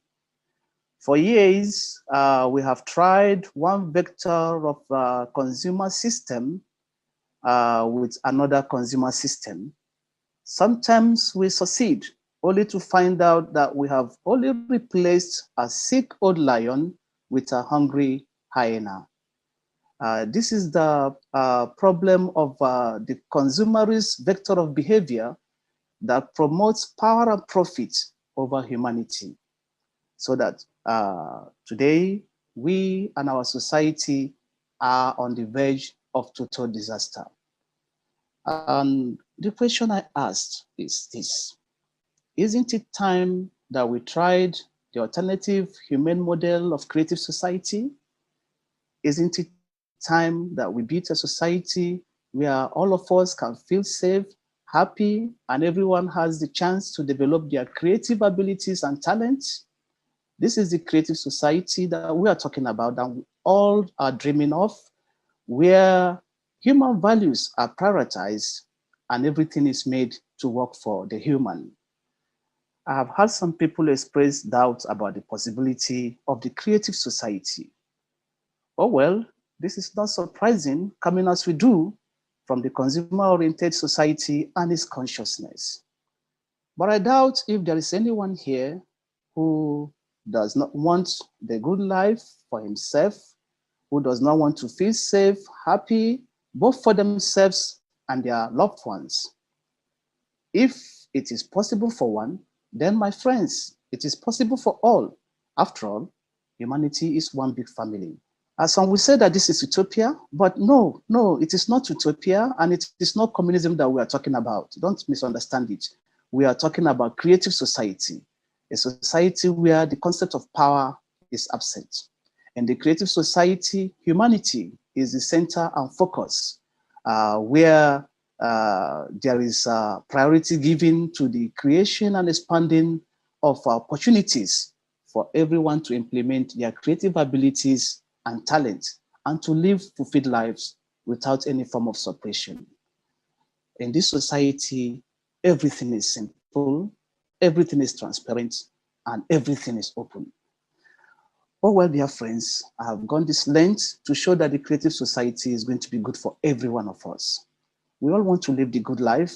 We cannot live it in the creative society, a society that guarantees our survival and secures a future for our children. All it requires is that we change this inhuman consumerist orientation we have in all of us, and then adapt the more humane orientation of the creative society. Oh well, it is up to all of us to do this. No one else will come and do it for us. We all owe it a responsibility to take active part in building such a society where we can live happy, safe, and be comfortable. And I would like to add this, dear friends, please pass this on, because I sincerely believe that the more people get to know about creative society, the faster we can establish it. And believe me, this is our responsibility. Oh well, thank you all for listening to me. So much. And for our viewers out there who are just joining us, we would like to remind everyone that this program is being translated into over 30 languages. So please stick by, and we're going to continue, but also let others know that you are here with us in this world event, an historic event. And we're going to continue. Thank you. This conference is being broadcasted on thousands of different platforms from around the world, and our simultaneous translator working very, very hard. So today we touched in the first block, we touched the topic of the consumerist society. And right now we are moving to the second part of our conference, the benefit of a creative society. And our next speaker will be Dr. Kalangos, Director of Pediatric Heart Surgery from Athens, Greece. We are very glad you found the time to join us today, Dr. Kalangos. We respect your opinion as the well-known doctor and would like to ask you a question. What the project Creative Society means to you, and what benefits will each person have in healthcare in the Creative Society? I would like, first of all, to thank the organizing committee for inviting me to this conference. Really, I appreciate everything you do. As everybody knows, unfortunately, despite all the actions undertaken by many international organizations, health inequalities between developing and developed countries, and even between the different social classes of some rich countries, are still continuing to be responsible for limited life expectancy and high child death rates, and usually due to preventable causes. I would like to tell you a story which impressed me and shocked me a lot as a humanitarian pediatric cardiac surgeon.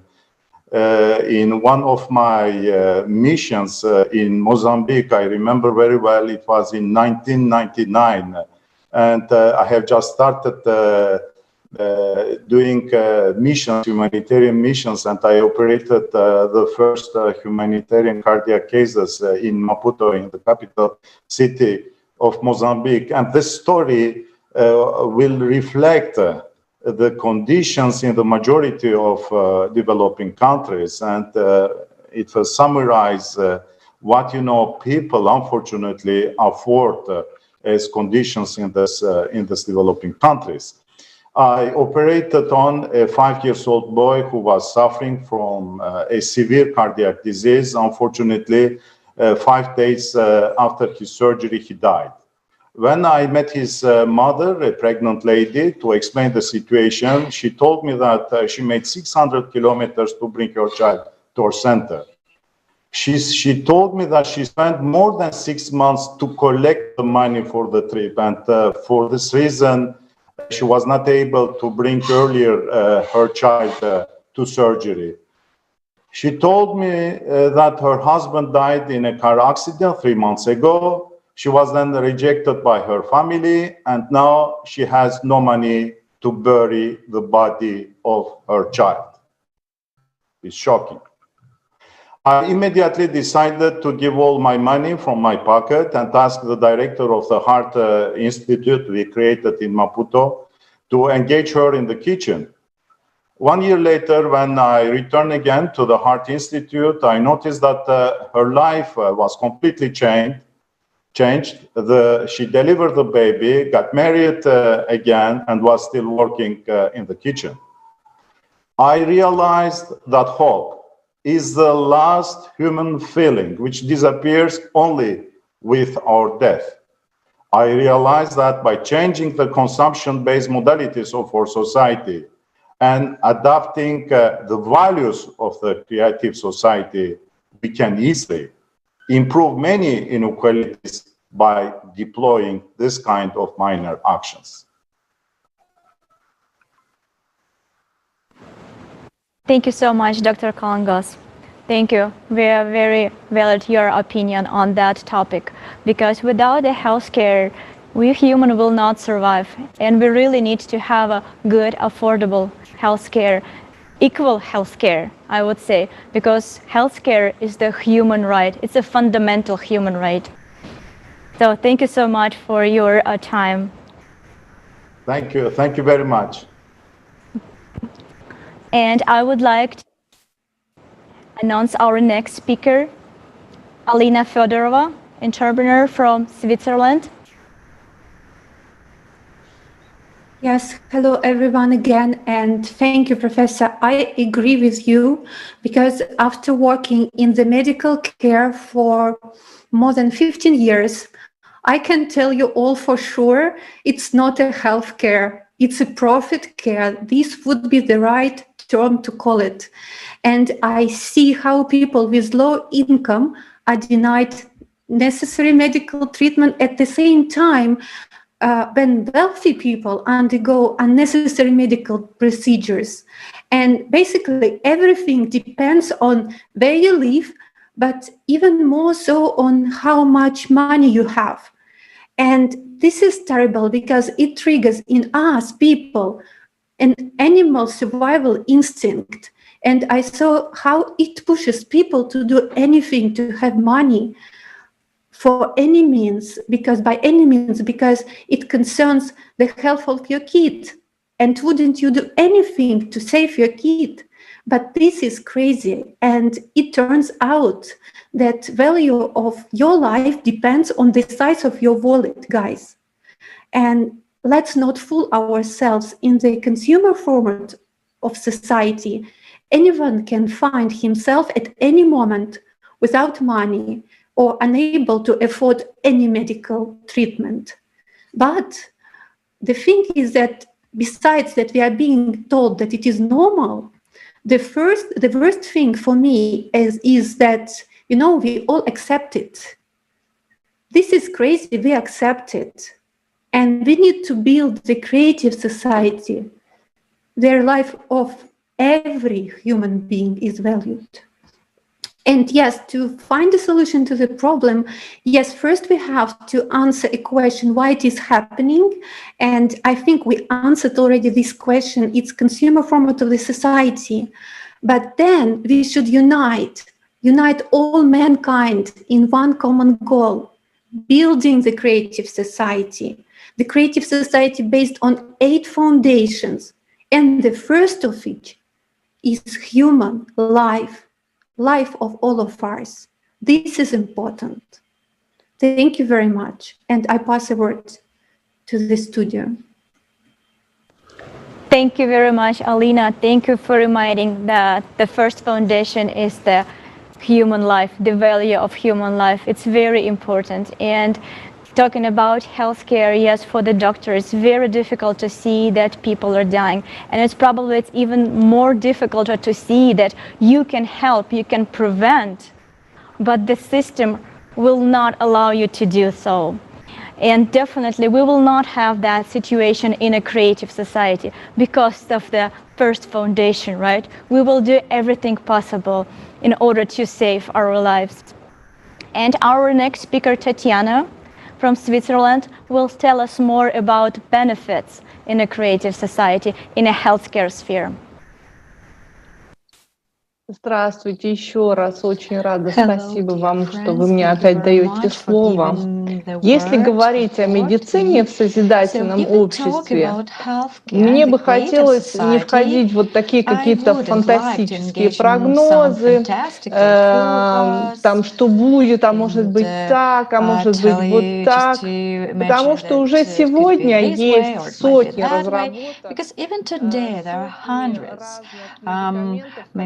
Of developments, medications that could save millions of people from lethal diseases.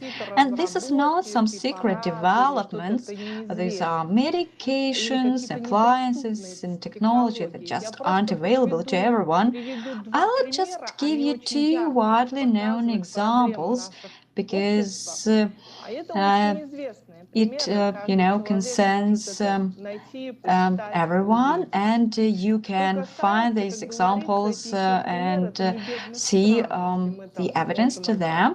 So, it concerns, as they say, not only poor countries, and it's not just a problem of finances. A striking example of this is the scandal with a medication for curing hepatitis C. Yes, it wasn't a slip of the tongue. Today, it's an incurable disease that kills hundreds of thousands of people a year. This molecule medication was developed by a French government laboratory, which was financed by 90% by private donations and 10% by the French government. People themselves find it. And this formula was sold to a private American company for production. Well, there were several takeovers of one company by another. A couple of owners turned out to be the same. They made a profit of a few billion euros. In the end, in 2017, it was the most expensive drug in the world. That is more than 6,000 euros per pack. That is per treatment. At the same time, the production of it costs mere pennies. And they didn't pay for it. Well, the truth to be told, there were some politicians and people with a conscience, so to say, and active people, and they came to the front, made this case public, and the only thing they could do was to agree with the manufacturer to lower the price of the drug. And depending on the standard of living of the country. So in Switzerland, it costs 68,000 euros. And in India, it costs 15,000 euros. But both in Switzerland, and just believe me, and in India, the price is just unacceptable, unaffordable for most patients. Another story, which has happened just recently in the US, when a private individual bought the right of producing insulin in the US, and actually there's such medication, again, which costs just mere pennies, and we know this medication. He just bought the right of producing, and he raised the price of the drug by more than 600 times. Just think about that. And it means that millions of people in the US are simply unable to pay for the drug, which is vital to their lives. However, right across the border, in Canada, it costs 600 times or even cheaper.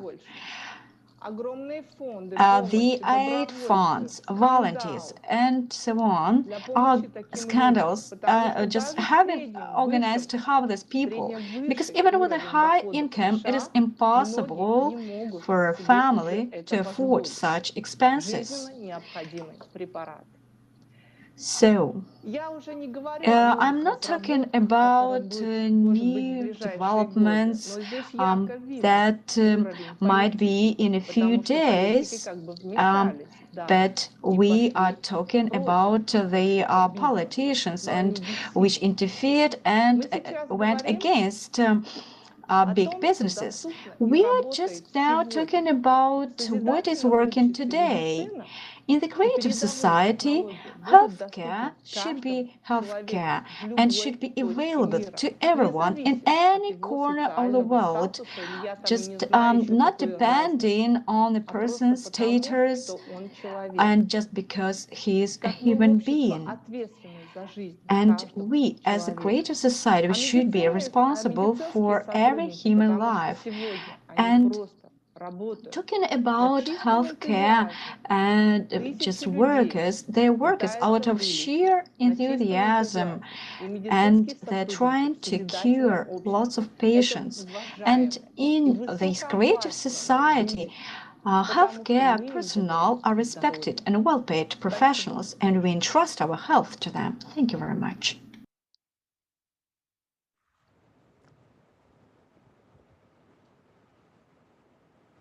Thank you very much, Tatiana. Thank you so much. You know, I can't wait until there's, healthcare, high quality healthcare for everyone worldwide. This is something we need. In a creative society, everyone is guaranteed high quality healthcare and education as well. Thank you so much, Tatiana. Thank you. And our next speaker is Dr. Konstantin Rybachuk, Deputy Director of the Testing Board, Ministry of Health of Ukraine, will talk about education in a creative society. Dr. Rybachuk, the floor is yours.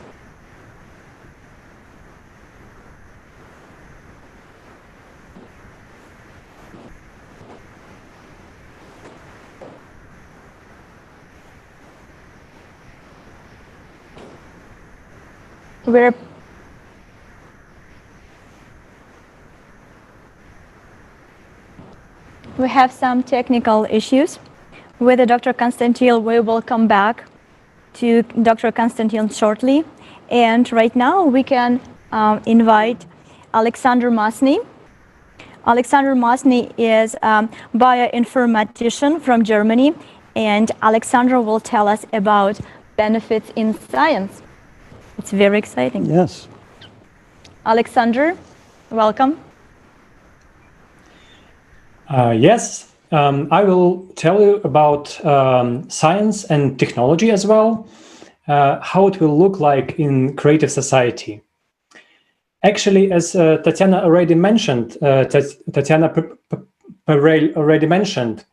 humanity have now huge capabilities and potential, but for some reason, this potential is not used to its full capacity. Why is it so? Because in consumer format, the technologies that, for example, Tatiana was mentioning, and there are many, many others, they're just not profitable in the long term for cupcake lovers. Why is it so? For example, by preventing the occurrence of some disease, many people will put out of work, and they are breadwinners for their families. Thus, successfully potential treatment or breakthrough technology simply does not reach people. And in the creative society, it will be not a problem, because every technology is valuable. Every treatment or medication is may be very successfully applied to persons who really need it. And the people who are left or who are just cannot continue their job because of new advances, they have assurance of basic needs and security. And they can find themselves maybe in other jobs or improving this medication. So there are a lot of possibilities. And of course, right now, we can, with current technologies, we can solve such problems as hunger or water shortages. After all, Las Vegas stands in the desert. So we already can, can't we? Why not help other regions that also need basic resources, but somehow do not receive them? All advanced technologies should be everywhere, anywhere in the world, available to people. And scientific breakthroughs should also belong to society itself. I mean, in current format, we have many laws and many regulations. And for example, data protection are sometimes considered more important than human life. And many scientists could not just work with the data because of these regulations. And when you do your research, you sometimes don't know whether you have broken the law or not. And the fines for violating this law are in 6 figures. Funding of scientific projects or technological development should be determined by society itself. Is the research good for humanity? Is it completely honest and open? And what benefit will a particular project bring? Are there many potential dangers? All of these should be described in accessible and understandable language. And what do we see now? Scientists are casing for funding, they're forced to seek them. In some countries, the funding is such that it's only enough for a paper for reports, while in other countries, the scientists do only what the sponsors them ask to do. And then the sponsors consider whether this research is beneficial or not. So everything now is all about funds and profit. And we have a lot of excellent IT solutions that could help many people and organizations to work together, to work with each other, to make our cooperation and communication better. But nobody cares. And in the creative society, there should be no obstacles for work of technologists or scientists, because the society has the openness of information and technology, because we have one common goal, improving of human life. And when everybody will be able to find their vocation in life, because of providing each other with these basic needs, it will be possible to freely choose their profession. A person will be able to realize himself or herself and make out of him or her maximum benefit for society. There will be no useless, monotonous work, which will have should be for a long time already be substituted by smart machinery or robots. And imagine that we have now these wonderful facilities, and we can apply it. And imagine a world with 8 billion people who think every day only about one thing: how I can be more beneficial for the society, what I can do more. And this is society of the future, and is already changing you in action and filling your life with high meaning. Thank you, dear friends. Thank you so much, Alexander. And our next guest is Dr. Rybachuk.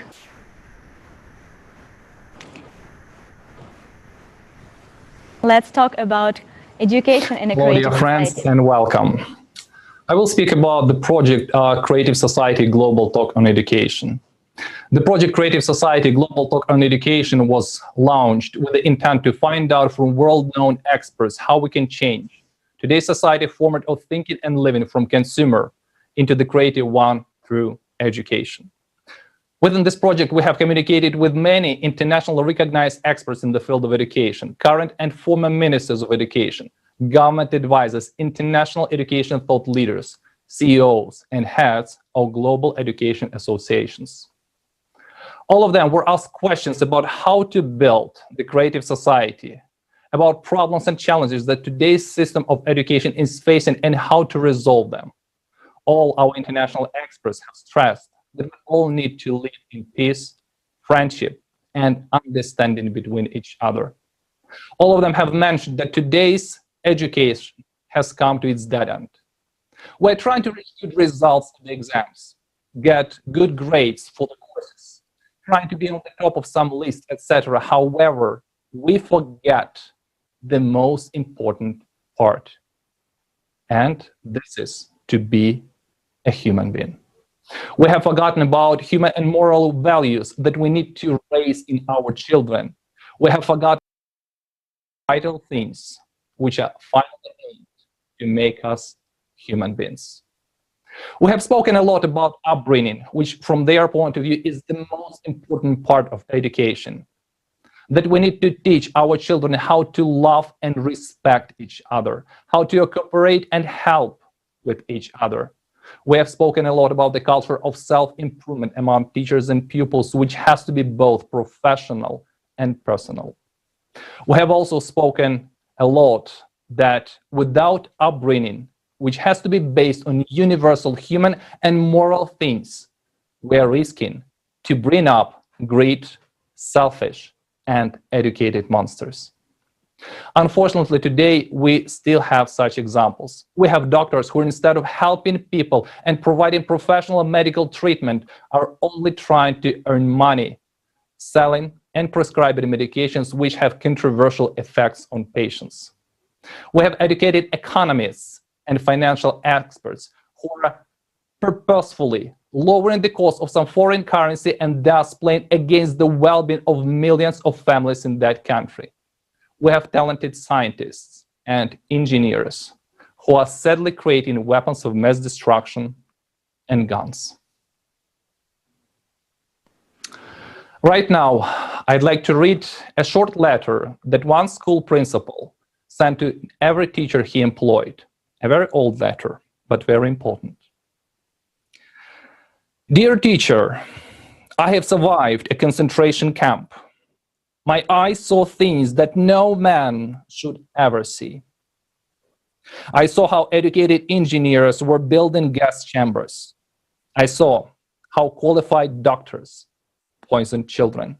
I saw how trained nurses killed babies, how graduates of higher educational institutions shoot and burn children and women. That's why I do not trust education. I am asking you, help your pupils become humans. Your efforts should never lead to the creation of scientist monsters, trained psychopaths, educated Eichmanns. Reading, writing, and mathematics are only important when they're helping our children become more human. However, in the creative society, dear friends, in the society that we're all dreaming of, education is teaching us unity. It's teaching us to love. It is inspiring and open up our best human qualities.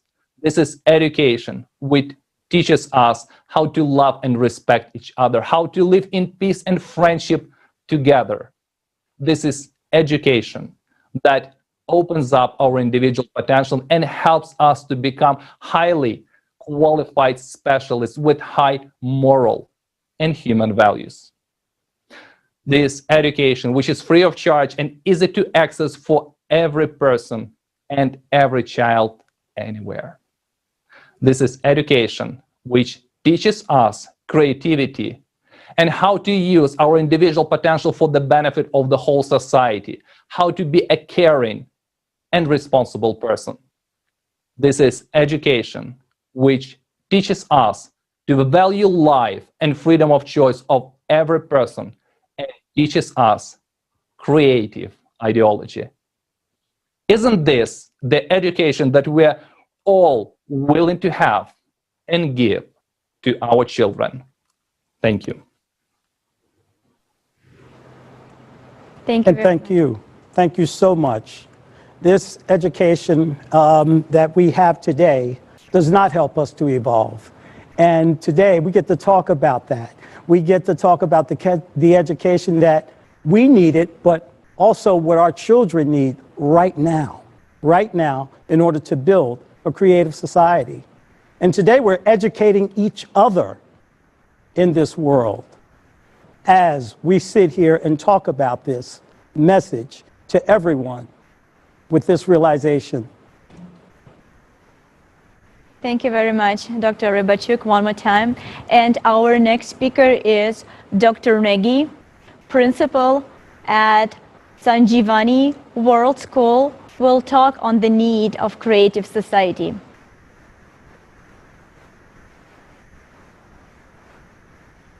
I'm so excited to be here today. It's such a unique platform where like-minded people from across the globe are coming together for creative society. And it's such an inspirational journey that I have seen with creative society. What inspired me was the outlook of each and every person who wants to make a difference. The 8 foundations actually lead you towards an ideal life, an ideal society where everybody cares for each other, where all the resources belongs to everyone. Isn't that we all dream for? It's time. We need to come out of our dream and make a society where each one of us would like to see our family, our friend and our own self. And being an educator and principal of the school, I implemented these foundations in my school and motivated my children to take it forward. Yes, whatever we have done right now is still a drop in the ocean, but it's still a drop that matters because these small drops that we are collecting will turn it into a mighty oceans. All our 1,000 students are doing something or other to make a better world. All our teachers are associated with that. And we did not limit it to our school. Then we extended it to all our friendly schools. And slowly this movement is gaining momentum. And one day we will stay in the kind of society which we are idealizing. And I think the world we are staying in and the creative society that we are dreaming of, the 8 foundations show us the path, and that is the path. All we have to do is move together in that path in a very, very peaceful manner. We are not here to shout slogans. We are not here to show agitation. We are here to change mindset. We are here to move out of that fixed mindset to growth mindset and adapt to something which is desirable, something which we all dream of. It's time. Come out of the dream world and move towards creative society, an ideal society that I want to live in, I want my family to live in, my friends to live in, and the entire world to live in, because I firmly believe in the concept of Vasudhaiva Kutumbakam. Entire world is my family. Thank you. Right. It's the right time to move to a creative society format. And our next speaker is Christian Puschkaschu from Germany. He is the finance consultant. Christian will tell us about how openness of information will help to eliminate corruption and helps our economy. Christian, the floor is yours. Welcome. Hello, everybody. Thank you very much for your invaluable insights, inspiring comments, and especially your vision and already realization of a creative society. But have you ever wondered why many intransparent decisions are made by governments, like secret contracts with private companies or negotiations behind closed doors, impacting the lives of millions of people? What possible benefits can the people enjoy from such intransparency?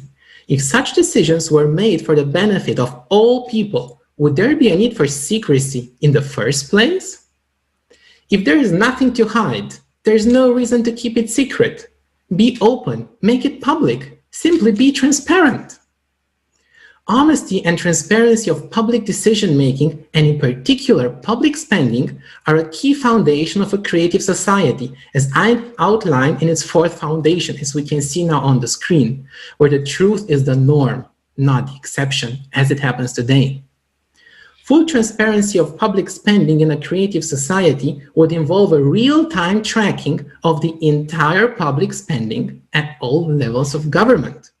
Just imagine, similar to your private online banking, every citizen can access and review the bank accounts of all public institutions. Yes, this is possible today. We have the technologies, we have internet. Online banking works for all individuals, so why can't it work for governments too, right? Consequently, wasteful and fraudulent spending of public funds could thus be immediately stopped, and the culprits would be dismissed and punished, if the public decides so, not only their superiors. Because we, the citizens, the taxpayers, we are the owners of these funds. Guys, it's our money, not theirs. They're just the managers. We pay the taxes. So what would be the benefits of this full transparency in a creative society? Firstly, if grants or subsidies are awarded from public funds, the recipients become subject to the same real-time tracking of their bank accounts. It is not enough for the governments to be transparent if the public funds end up in black boxes of private organizations. In contrast, today, governments worldwide give grants to pharma companies or private foundations for research. $30 billion per year only in the USA. While the pharma companies themselves spend $40 billion, we can see now on the screen, these are the blue bubbles. While the pharma companies spend more than $50 billion for marketing, so more money goes into marketing than into research from their hand. These are the red bubbles on the screen now. So how is the money actually being spent? That is a big question. Secondly, all public tender conditions must be fully disclosed and decided by the public. Whereas recently, the government in Romania would have received only 6%, a fraction of the revenues from a controversial gold mining project, the biggest in Europe, although the natural resources belong to all humans, isn't it? This beautiful landscape would have been totally destroyed. And for whose benefit? Thirdly, the prices of advisory services to governmental agencies must be fully disclosed and compared with market prices. When in 2016, the German Ministry of Defense spent for advisory services more than 400,000 euros per day. Yes, 400,000 per day, not per year, per day, including weekends, by the way. In 2019, it didn't get better. The same Ministry of Defense spent more than 800,000 euros per day for advisory services. Guys, that's a lot of money. And no public official was dismissed, no important figure. And we're talking here about the Ministry of Defense, not education or healthcare. So much money being spent for the military, right? We've seen that already. The US government alone spends $700 billion per year, almost 20% of its budget for the military.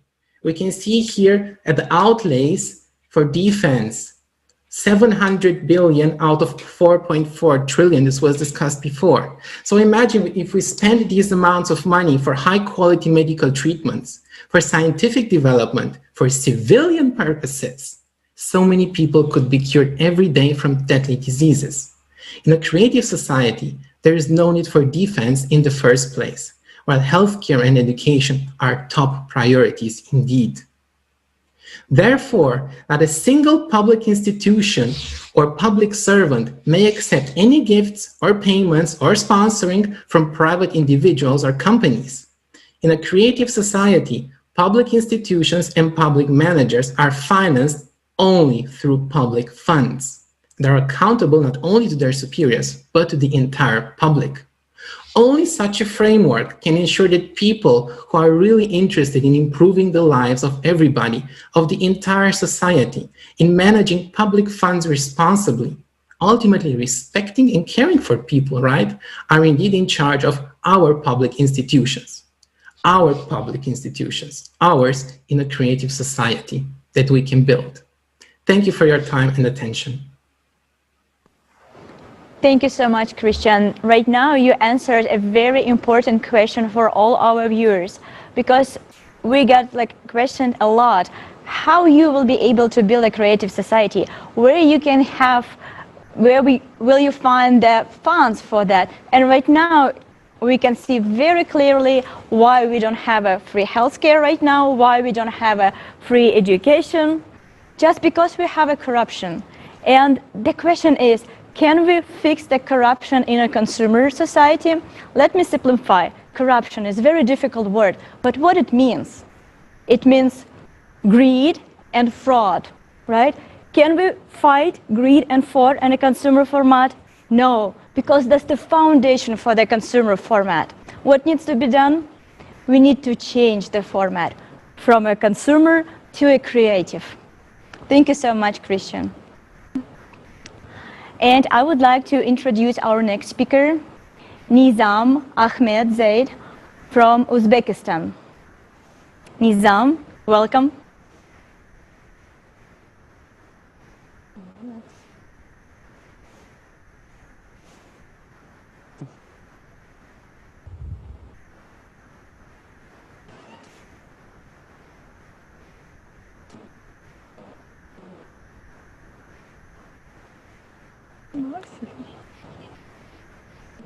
Извиняюсь.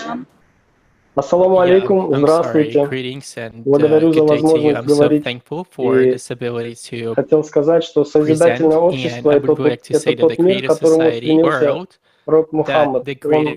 Of the people, the prophet is actually trying to bestow upon us by his example, by showing the love and means of love, and even to your enemy, he was treating him and forgiving them everything that they did before and against him. He united the people in the love to Allah, and this is why in such a short period of time, and Islam spread almost all over the world, and Islam is love to Allah. And we see right now that really this heritage of Islam that shows the goodness of people, and this Muhal mentioned that a time is soon coming to mankind when nothing of Islam but its name will remain, and only the written form of the Quran remain, and their mosques will be in a fine condition, but will be devoid of guidance.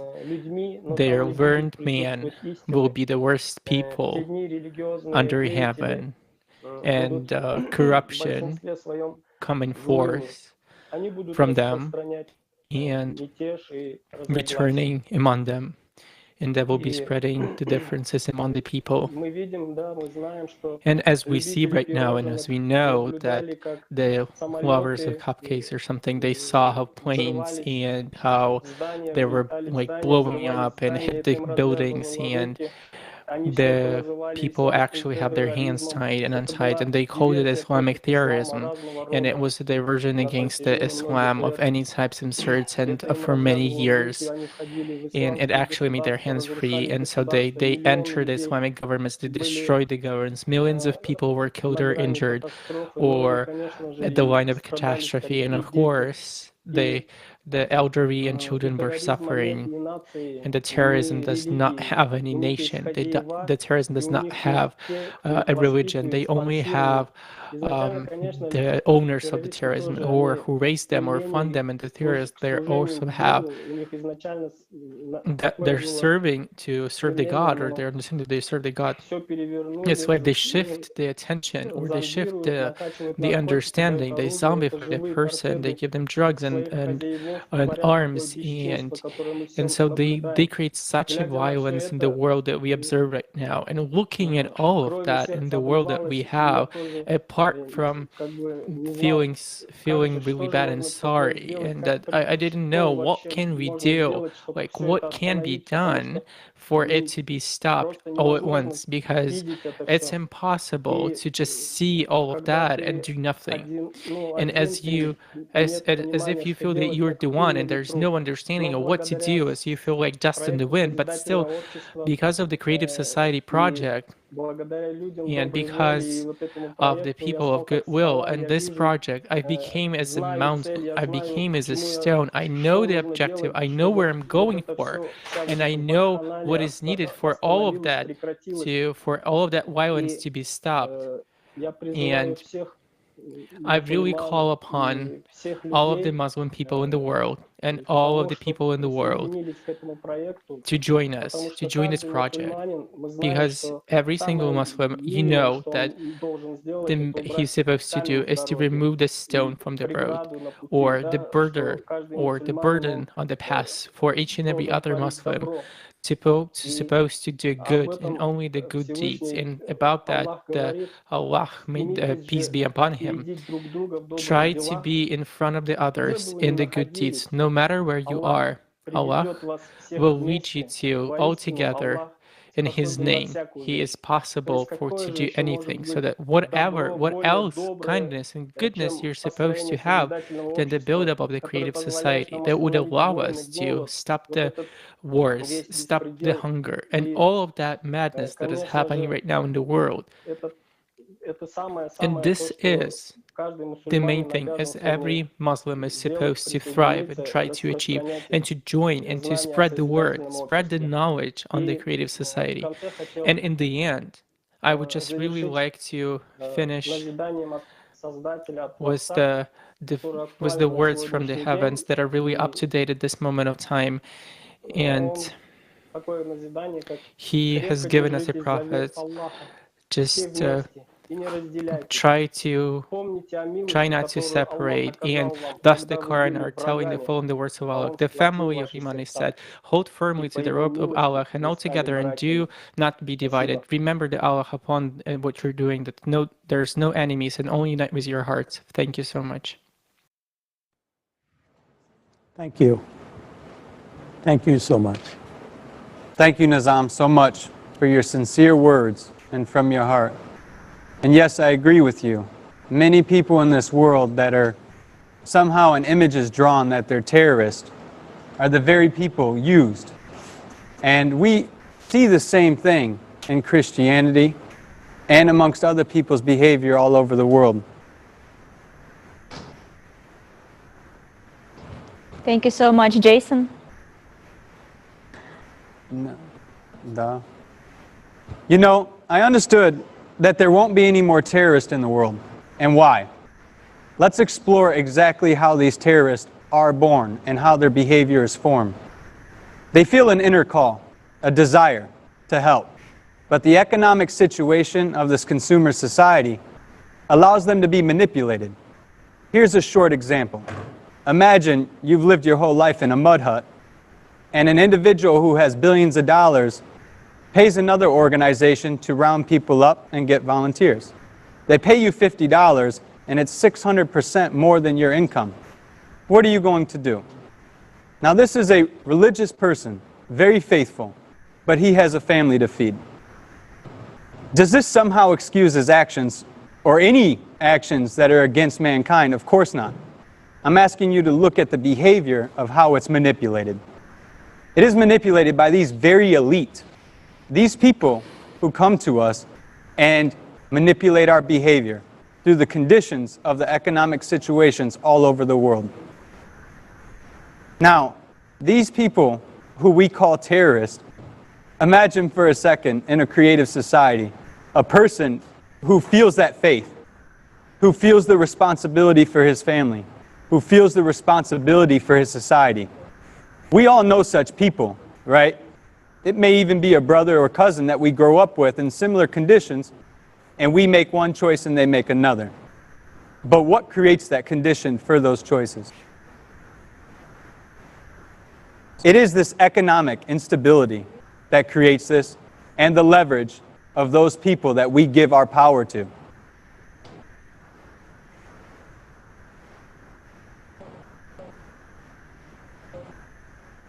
It is impossible to not move forward in a creative society without recognizing this. Thank you all. And thank you again, Nizam. Thank you very much, Jason. And I would like to continue the topic that you just started and talk more about crime and why we will not have a crime in a creative society. In a consumer society, it is impossible to eradicate crime because it is anchored on two pillars. First, like you said, is the economical instability, which makes people commit crimes to get a piece of bread. And the second is the lack of interest to fix this problem. We have so many people, they would like to have it, they have profit, they make money on it. And in a creative society, there will be simply no condition for crime, and will be no those who are interested in support the crime.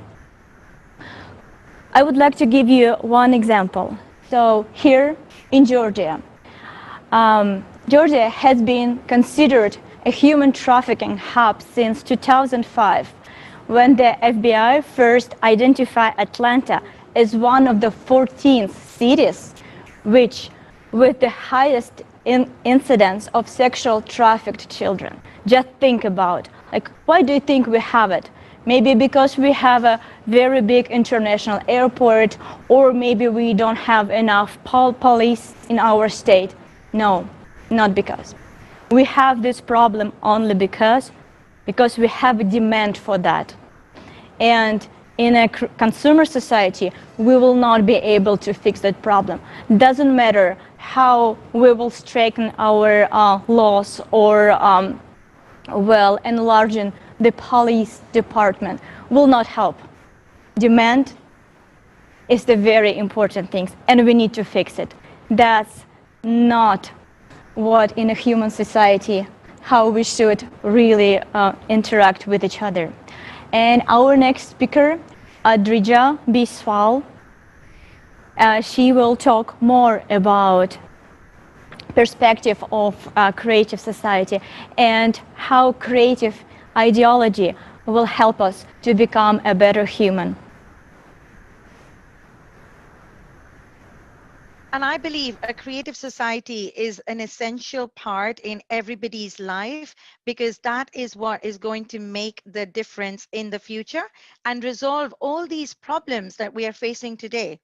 In a creative society, these issues will not exist because people will think differently. People will unite to make sure that these are not issues anymore.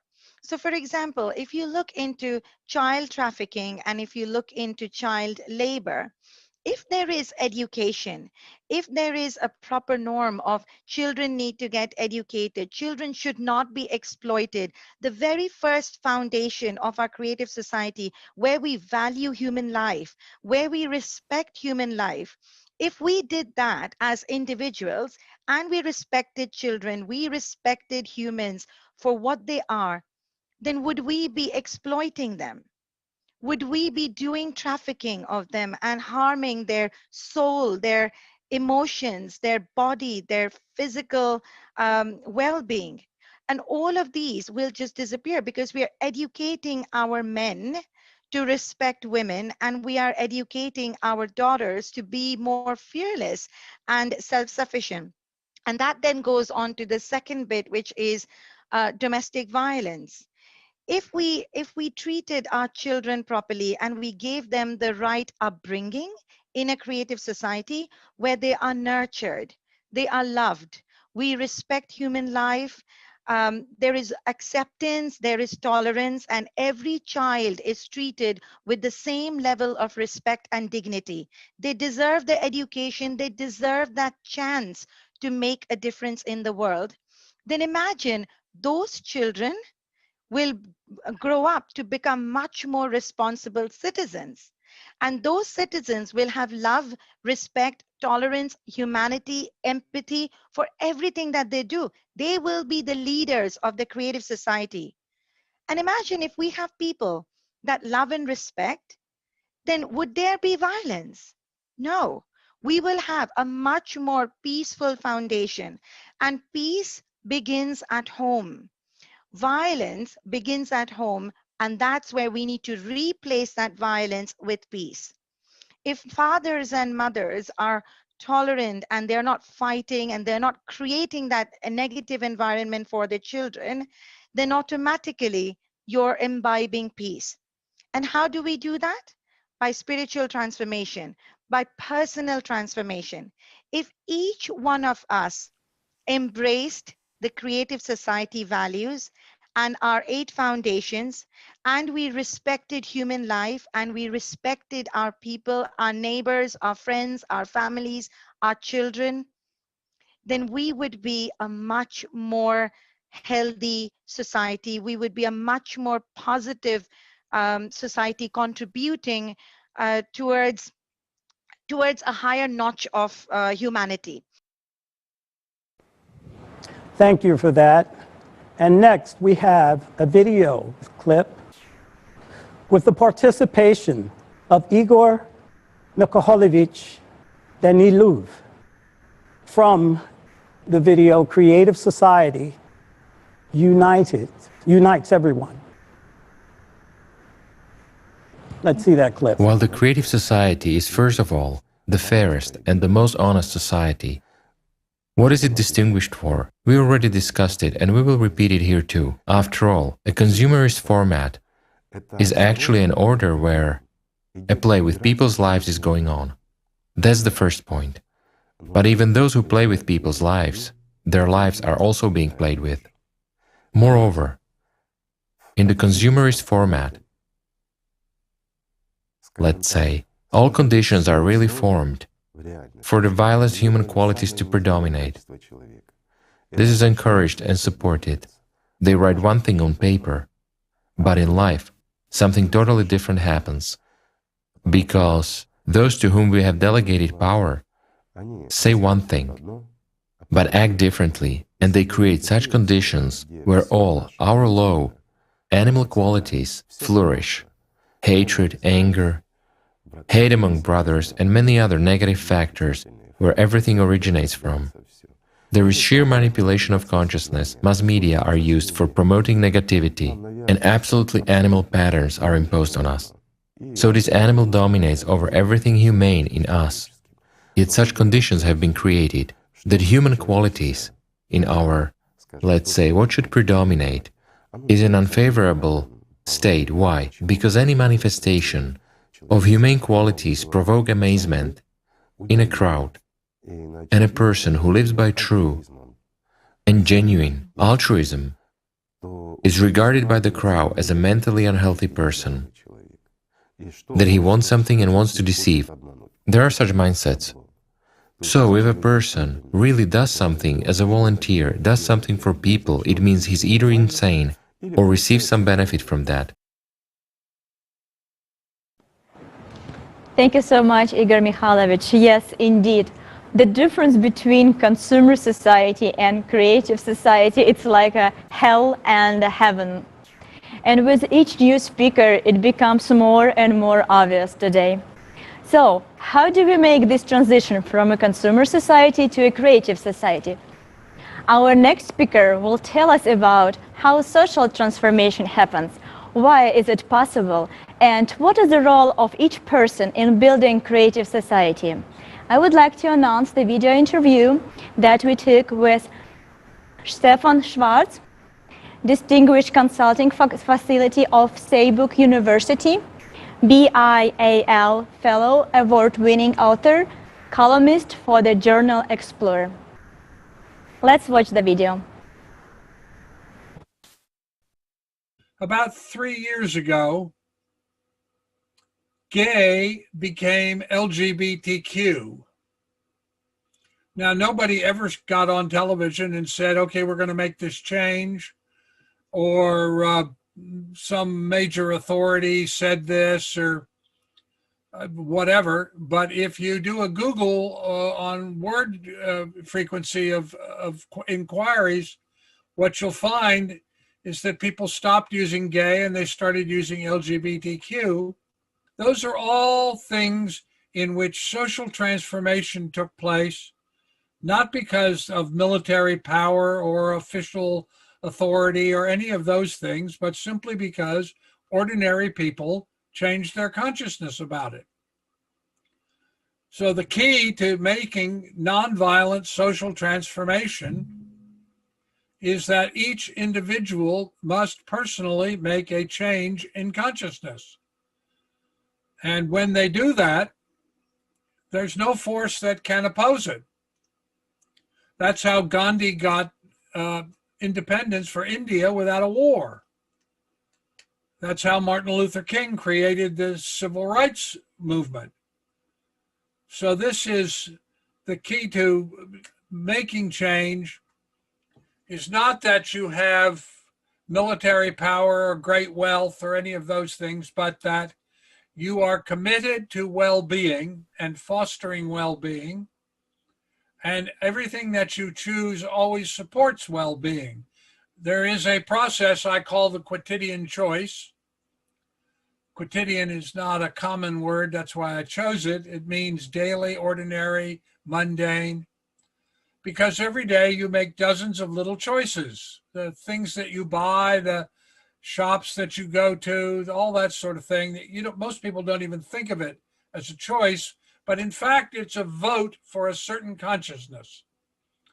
And if you make the commitment that every day you make all these choices and that you are aware you're making these choices, and that of the options that are available to you about anything that you're choosing, you always choose the one that is the most compassionate and life-affirming and fostering of well-being, and you tell friends that that's what you're doing as a discipline and invite them to join you, this is how you create social change. And it's more powerful than any other force. So we all have, when we do this, we have the power to create the kind of society we want. Is that 75% of the time, violent change does not succeed. And even when it does succeed, it doesn't last very long, because violent change by its very nature creates, those on the inside and those on the outside, and it creates conflict. I mean, that's just the nature of creating violent change.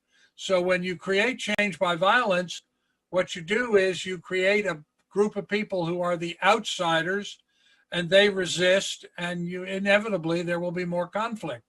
Whereas when change is accomplished non-violently, it succeeds 75% of the time. Now think about that. Violent change fails 75% of the time.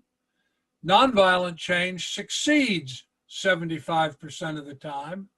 Violent change is not long-lasting. Non-violent change is long-enduring. Why? Because it's inclusive. It supports well-being. That's what it's about. It's about fostering well-being. So people feel included. They don't feel that they have been kept out. They don't feel that they are in opposition. So what we want to do is to individually make the decision that every choice we make will be compassionate, life-affirming, and supportive of well-being. And if you do that about everything you do, and you tell your friends and to ask them to join you and tell their friends, then just the people that will listen to this interview have the power to change the system. Thank you so much. Thank you so much for that, in a way of change and giving us the description on how it's done and how we can improve on it. When we say unification, it means inattention. And the change, it begins to happen when we critical mass, when we're in that critical mass of honest and responsible people, we do a whole lot better. We really understand that to be and to agree with each other without failure for our future, to educate and self-educate ourselves to be better human beings. Thank you so much, Leslie, and thank you again for Dr. Schwartz. So it's like really easy and understandable that social transformation, the transformation from a consumer format in which we live today to a format of creative society is so easy and possible, right? And the attention is the key word. It depends on us, on every single person who right now listening to us, right? If we really would like to live in such a society and enjoy it and live free and live this beautiful world for our children and grandchildren, then we really need to unite, and unite in attention, in desire to build such a society. And I would like to invite our next speaker, Alexei Prutkov. He will tell us more about power of attention and intention. Yes, thank you, Marina. And just to reconfirm what Dr. Schwartz was saying, that also compelling research by Erica Chenoweth, a political scientist at Harvard University, and Maria Stefan, a former director of the Program of Nonviolent Action at the United States Institute of Peace, confirms that peaceful resistance is not only the moral choice, it is also the most powerful way of shaping world politics, and by a long way. And looking at hundreds of campaigns over the past century, Chenoweth and Stefan found that nonviolent campaigns are twice as likely to achieve their goals as violent campaigns. And they have also shown that it takes around 3.5% of the population actively participating to ensure serious political change. And moreover, nonviolent movements attracted 4 times as many participants as the violent. And, it all boils down to the unity of our attention, paying attention to one common goal. As famous Russian space scientist Konstantin Tsiolkovsky wrote, those who will learn to unite will enter the golden age. One person adding the force of their attention to achieve one common goal multiplies the resulting force exponentially. So the more people join, the more valuable each next person is. Thank you. The good news about just 3.5% is needed. Let's do a math and calculate. What is the number? So please write it in the comments. And right now, I would like to invite our next speaker, Dr. Peter Coyne, Senior Lecturer in Religion from Clemson University. So you would say you were inspired by the foundation of the Creative Society and the 8 pillars? Yes, definitely. Yes? Okay. Because they call for action. They are not simple words to please people's ears. What has to happen is people have to go out on the limb. They have to take the chance. They have to understand that, yes, it's going to be faced, whatever we do, as you've seen, with problems, with threats, with disgust, whatever. We must be like Socrates, a thorn underneath the saddle of the people, something to make people uncomfortable, to show them what is necessary, what must be changed, and when possible, how to change it. This is not easy. And look at what happened during the nonviolent movements of Gandhi and of King. Many people were hurt, but in the end, change was brought about. So think creatively. Think about how to bring about change and who can bring about change and how you or I can bring about change. If someone can suggest to me how to do it, trust me, I will be first in line. I'm tired of the way things are. I'm so lucky to be in a position of comfort right now, but I know people are hurting. I know society is hurting, and there must be ways. A great example, a number of people have said, we don't have the food to feed people, okay? We have more than enough food, not only to feed this nation, but the world. The problem is distributing it. We sit there, watch food spoil and get thrown out. If we can provide transit for these farmers who are producing this food and other people, this food can be delivered to those that need it in our country and in other countries. Harry Truman had a sign on his desk that said, "The buck stops here." Each of us need to carry that sign around our necks. The buck stops here. Mm-hmm. And with you, we must take the responsibility and take action and not wait for it to happen. We must, as a group, Alatra, lock arms, find ways that we can join from different areas, from different places in the world, to do the very same thing. It's in our power, there's no question about it. An individual can bring about change. Two individuals, now we're a group, they can bring about change. And exponentially, we can move back those arms on that clock way back in time, which we need to. It obviously came up because of the Cold War. Mm-hmm. What we have to do is realize, you know what? The Cold War has to be over. We have to embrace other nations rather than be scared of them. We have to go in and make friends wherever we can. That will maybe toss away that clock, as you put it.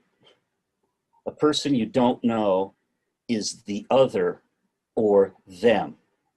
But when you sit down, talk with them, share food with them, they became a human being, friend.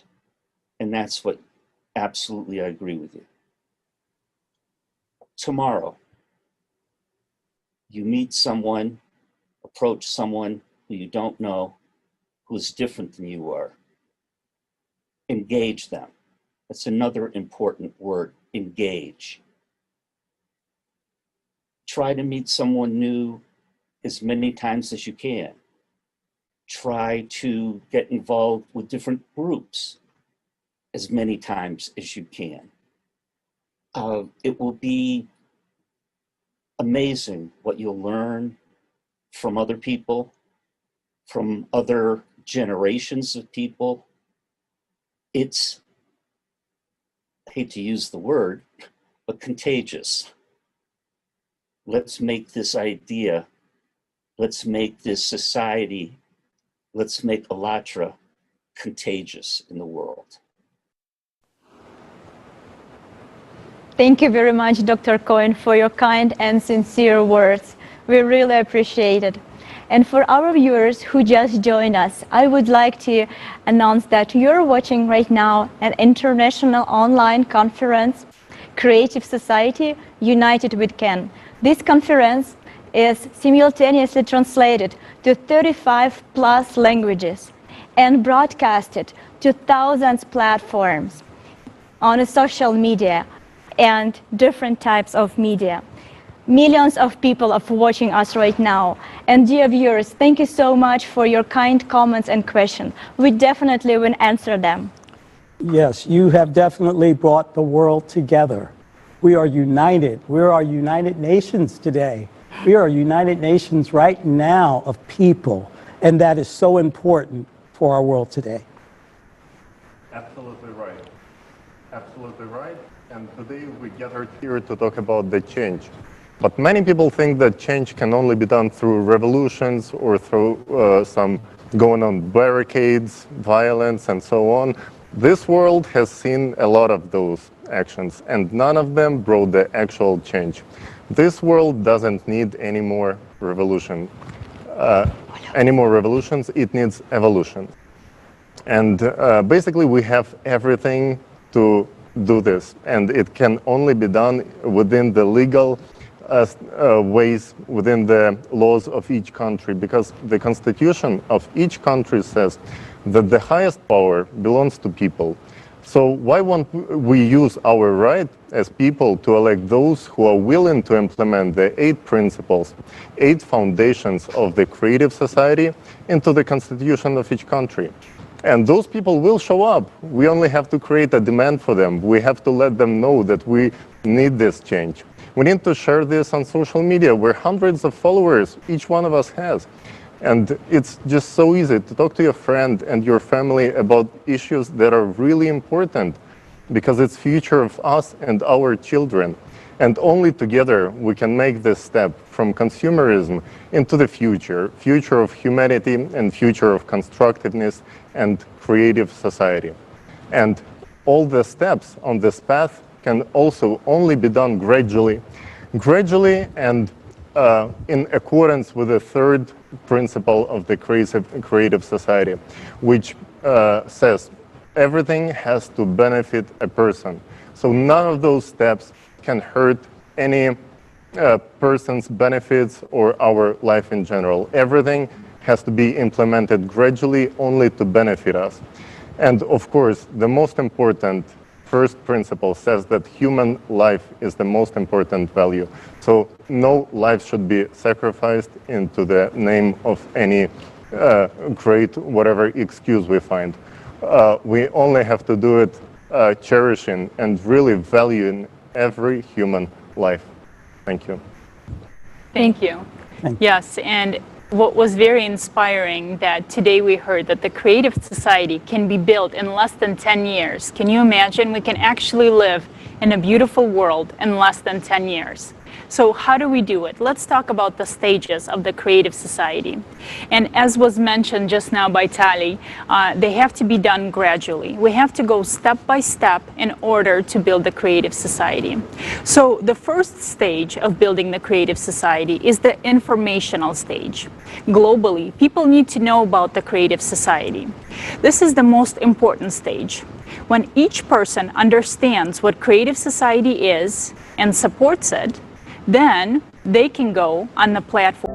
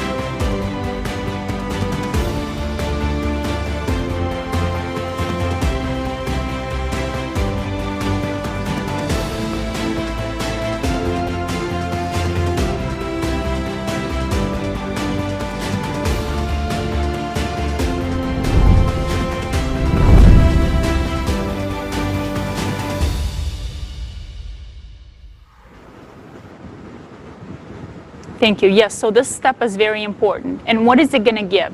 It's going to give an understanding of the number of people in each country that support the creative society.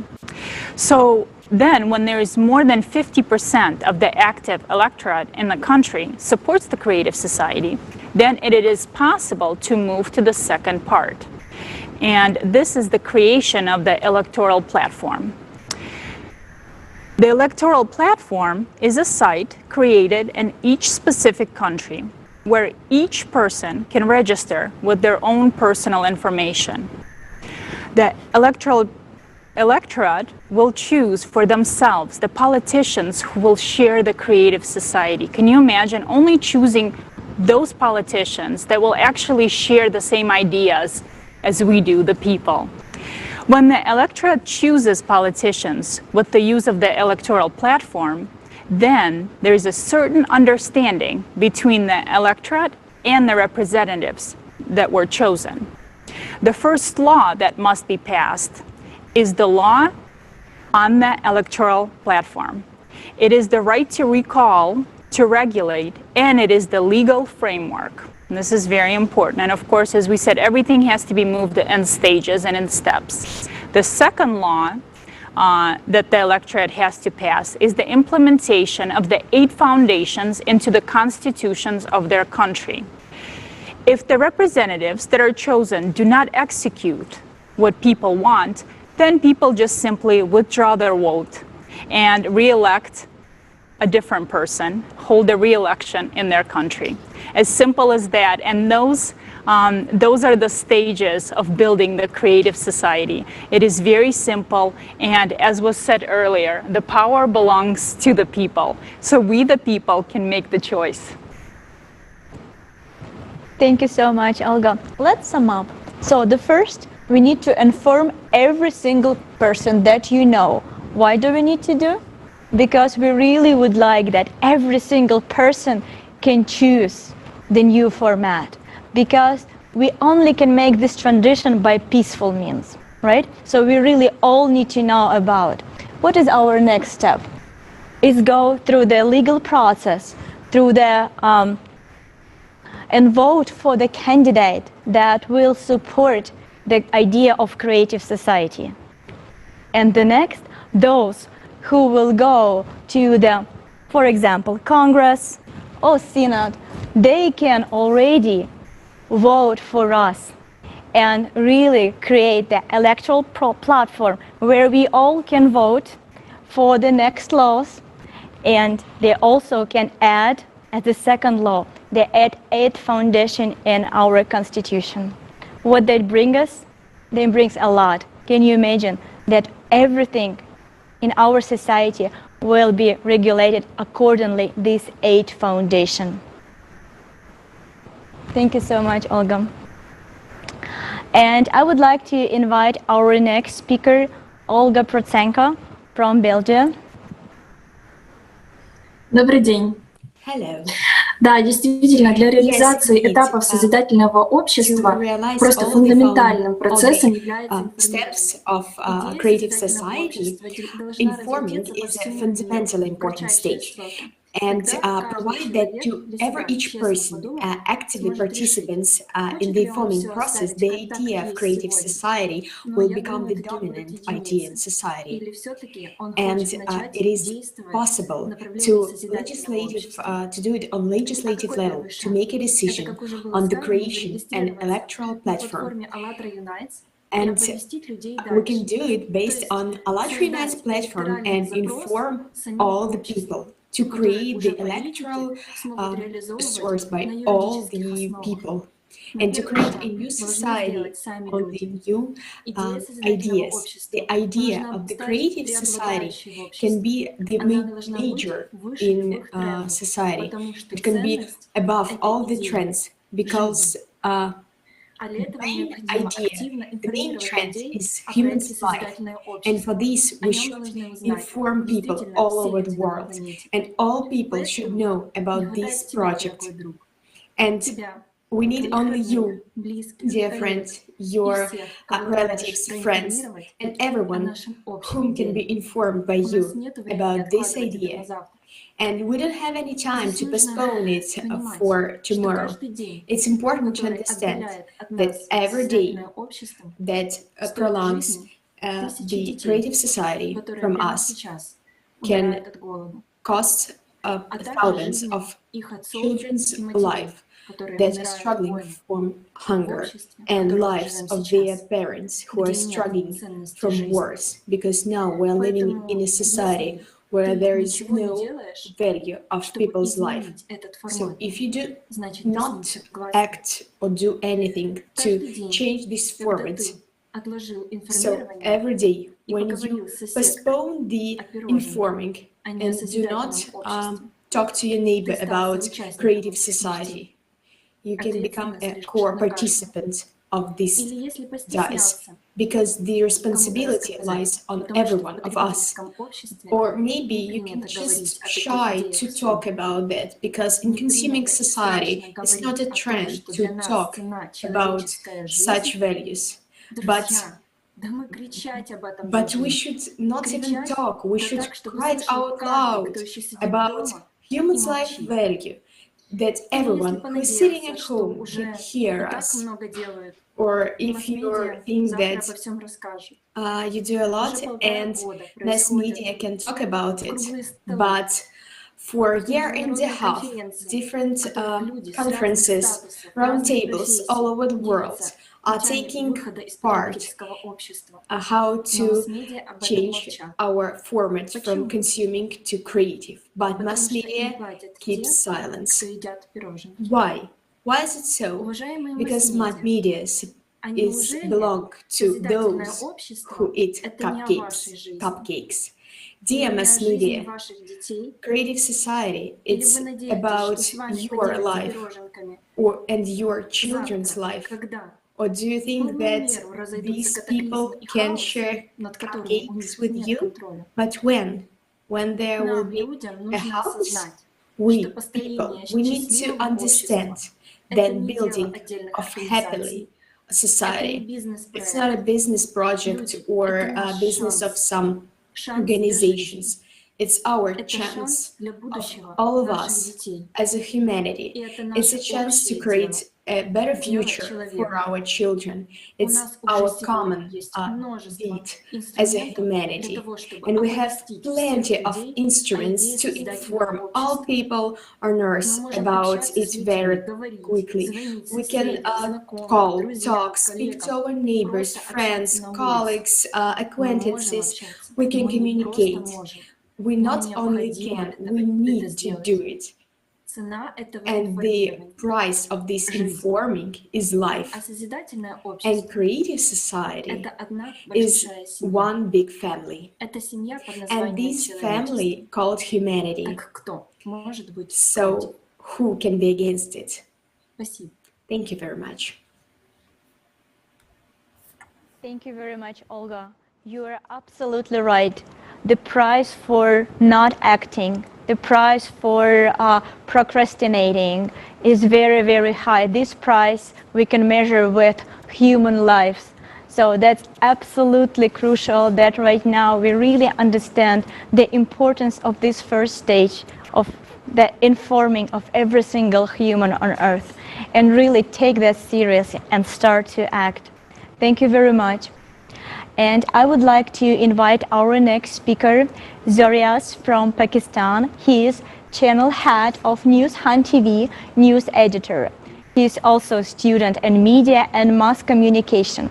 And he will tell us about the role of media in building a creative society. And I would like to add something and say that Hunt TV is an example of media that really cares about humanity and people of their country. And right now, thanks to volunteers from Hunt TV, we have a live Urdu interpretation, which gives people in Pakistan opportunity to watch us in their language and their native language. So thank you so much, Hunt TV. Let's watch a video. Hello everyone, I'm pleased to be a part of Al Azhar and an international project of all humanity creative society whose main aim is to make this world peaceful and a worthy place to live. We are supporting Creative Society from Pakistan together with Alatra TV Pakistan. The Creative Society presents very unique and creative ideas that were expressed by people from all over the world for the betterment of humanity, the main objective of which is to increase the peace, awareness across the world to make this world suitable for all living beings.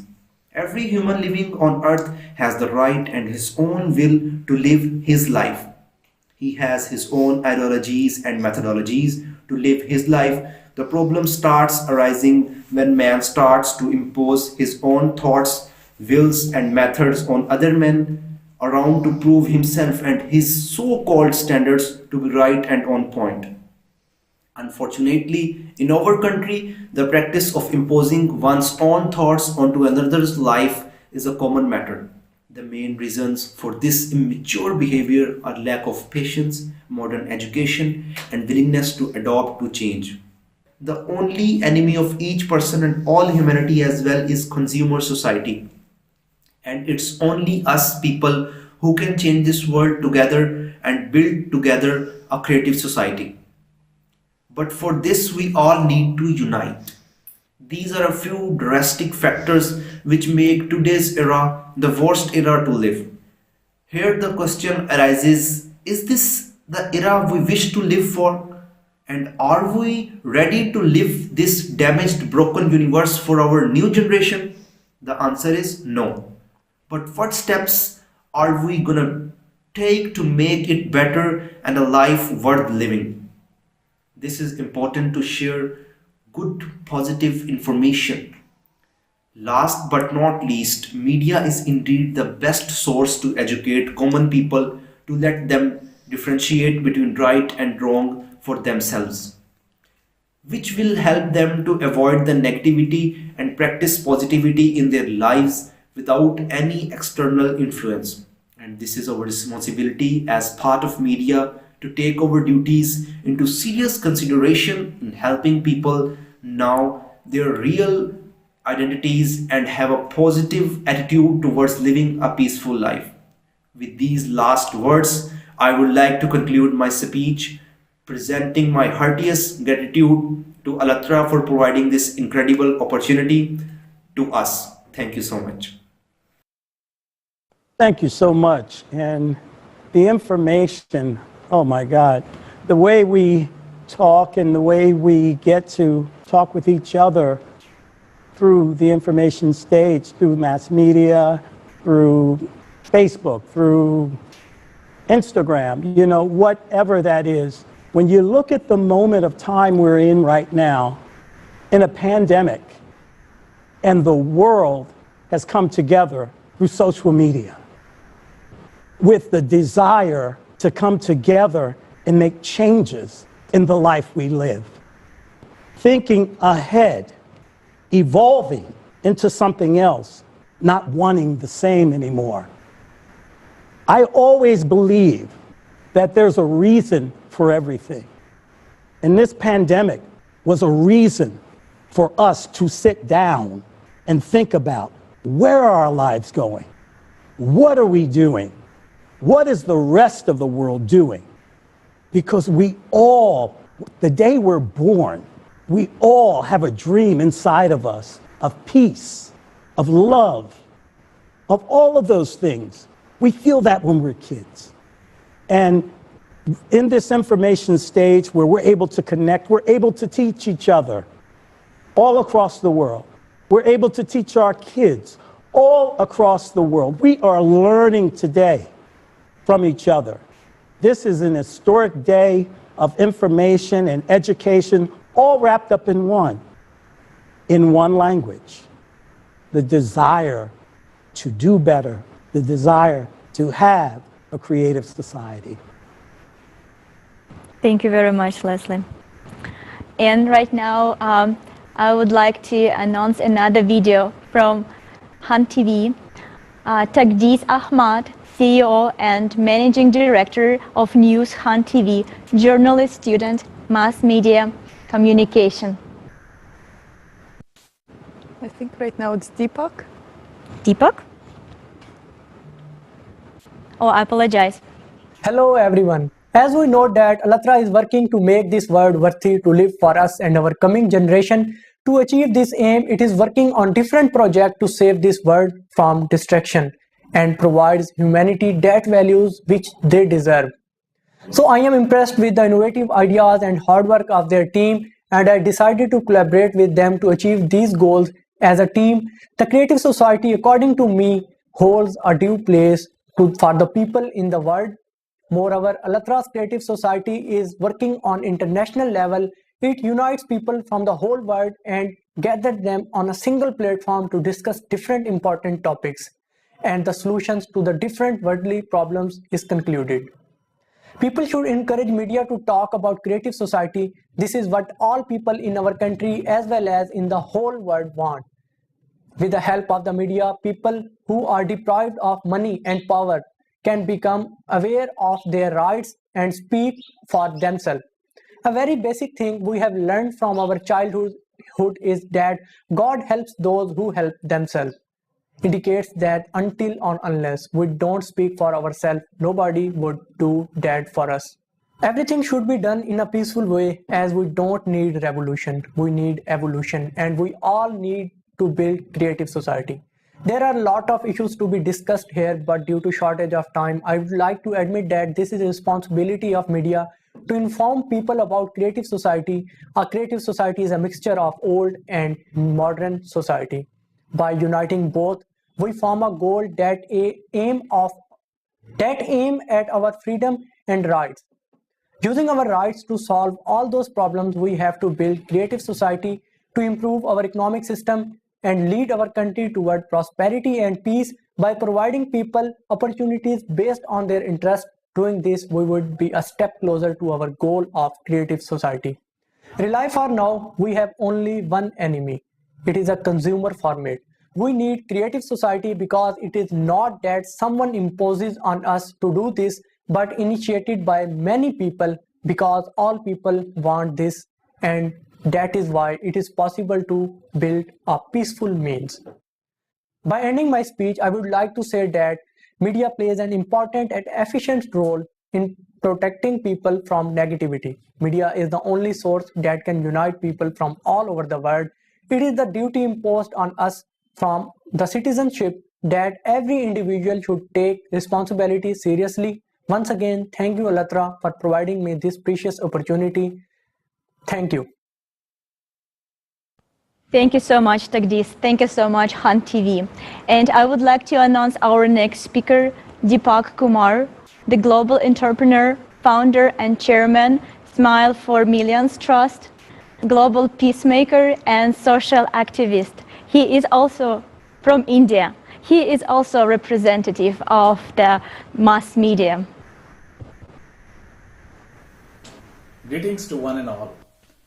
As we all know, the importance of information and the sharing of information is very, very important. So on behalf of Creative Society project in the world, we the youth just come forward for a great change in the society. We are talking about the 8 foundations of Creative Society. Is bringing a great peace across the world. Especially we talk about India, we the volunteers in India is talking about the Creative Society.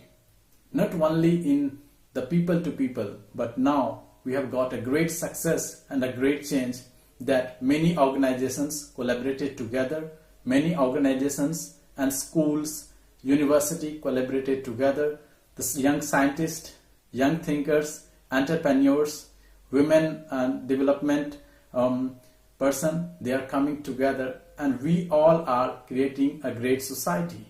And the Creative Society, the mission of Creative Society is to bring peace, connect the people, connect the society for integrity and with the happiness. This is very important to do that. Nowadays, as we are growing forward in the digital era, we are forgetting that the meaning of real humanity is something else. We have to understand the importance of one life, one earth. So we have to do something for our humanity. We have to do something for our peace in the society. And Creative Society is doing that. I'm thankful to the entire volunteers of Allatra TV working across the globe for the peace and integrity, and we are very blessed to be the part of it.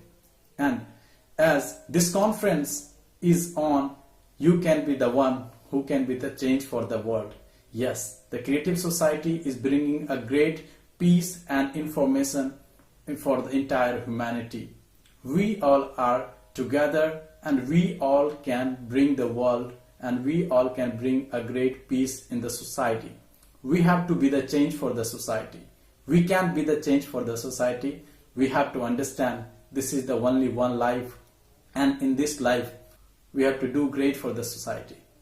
So thank you very much, and let's be unite for Creative Society. Thank you. Thank you very much, dear friend. This is a great example for both countries, for India and for Pakistan. And you can see how people strive for one idea while being artificially divided. But at the same time, all people want peace. They all want to live in a happy society. They want to live in a creative society. Yeah. Thank you so much. Yes, Marina, that's right. And we speak to a lot of people, and some of them say, you are such a good people, but you are a little bit naive. There will be time when someone will come and stand behind you. So for right now, I will just stand and watch you build a creative society. So guys, does it really work like this? Someone is gonna stand and watch us build a creative society. And what we going to do? Are they for creative society if they're making that choice? Are they supporting the future of our kids? You know what? Let's write their names down. Why? Because when everyone is talking about creative society around the globe, and it's buzzing from all the media channels and on all the platforms, those are the people that will scream that they were here first and will start looking for the best spot under the sun. Yes, Olga. We all know how it goes in today's world, where politicians are changing their mind as soon as the wind blows. And we expect that there will be those who won't take creative society ideas serious at first, might laugh at them, might reject the ideas. But think about it, those are ideas of humanity, those are the ideas of human equality, those are the ideas of human unity. Later on, when the movement is going to grow and there will be huge demand for people who represent creative society, of course those people are going to claim that they were the first one to support and they will implement everything, blah, blah, blah. But should we trust those people then? Or maybe knowing the experience, we should be ready for that and just prepare and protect ourselves from those who are willing to only fight for their own benefits, who are willing, like as in the example with the city, when they were eating pancakes, stuff in their stomachs, when people in their own city was starving to death. Do we want to protect ourselves from those people? Then we have to put them on record. Then we have to keep track of what are they saying right now on Creative Society and make sure that they will not be elected, that we are not going to delegate them any sort of decision-making power. And when Creative Society eventually happened, well, it will happen, those people going to have to take responsibility. And they are going to work really, really hard and really, really long for the benefit of all of the humanity. Thank you, Tali. Thank you, Olga. It goes without saying, friends. It seriously goes without saying that we should write down their names. Because these very people, as we've seen in the video earlier, in the wars we all witness in our own lives, that these people will eat cakes while our children are starving. These very people will promise you one thing and do another. But if we work together, we can build the creative society in a short amount of time. It won't take long. There's so many people gathered here today putting in work, volunteering, putting in their time away from their families and their friends and their work, you know, because we pursue money. That's what we need here. But when we build this creative society, words like poverty, hunger, inflation, all of those words will just be words of yesterday. Why? Because you would make it possible. They would just be words. And let me ask you all something. I have 2 children. I'm sure you all have children in this room today. How can you call someone that can look your child in the eye and want nothing for them? Can you really call that person a friend? Is that a human being or is that an animal? There's a reason we train dogs, right? So let's be humans and not dogs, and remember those that want to profit off of our effort and benefit for doing nothing. There's a saying, and we hear it often. Let's roll up our sleeves and get to work. There's a lot of projects and there's a lot of things that need constructed. So let's grab a shovel and stop leaning on each other's shovel. Yes, thank you so much, Jason. And also, it is so empowering to know that 99% or more of people support creative society. So our list won't be long. So thank you so much. That's true. Thank you so much, guys. And I would like to invite our next speaker, Robert Mikita. Greetings, Please. everybody. Yes, Jason, you were right. There's a lot of work. After conducting 1 million of interviews in the past 9 years, 8 foundations of the creative society were shaped as a will and desire of people around the globe.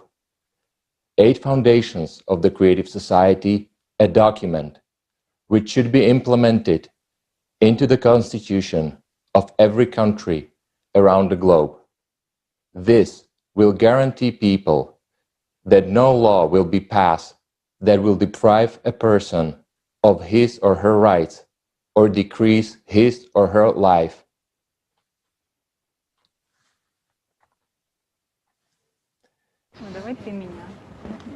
The highest value is the human life. After all, every country, it is its people. Country without a people doesn't exist. Society without people doesn't exist. The law and constitution can then be changed only by the electoral platform. Elected representatives will only act as sort of operational force within the framework of law and constitution, and they will only implement what we as people have decided and voted for. They will have to report regularly on what they are, how they are fulfilling what we have decided and voted for. Failure to do that will result in their immediate replacement. All socially important issues will be submitted for public discussion and vote. Implementation of human rights and freedoms cannot violate freedoms and rights of another person. Power will be in the hands of people. They will be responsible for the society as a whole. In the creative society, every human will be guaranteed essential life necessities, including food, housing, medical care, education, and full social coverage for free as a birthright.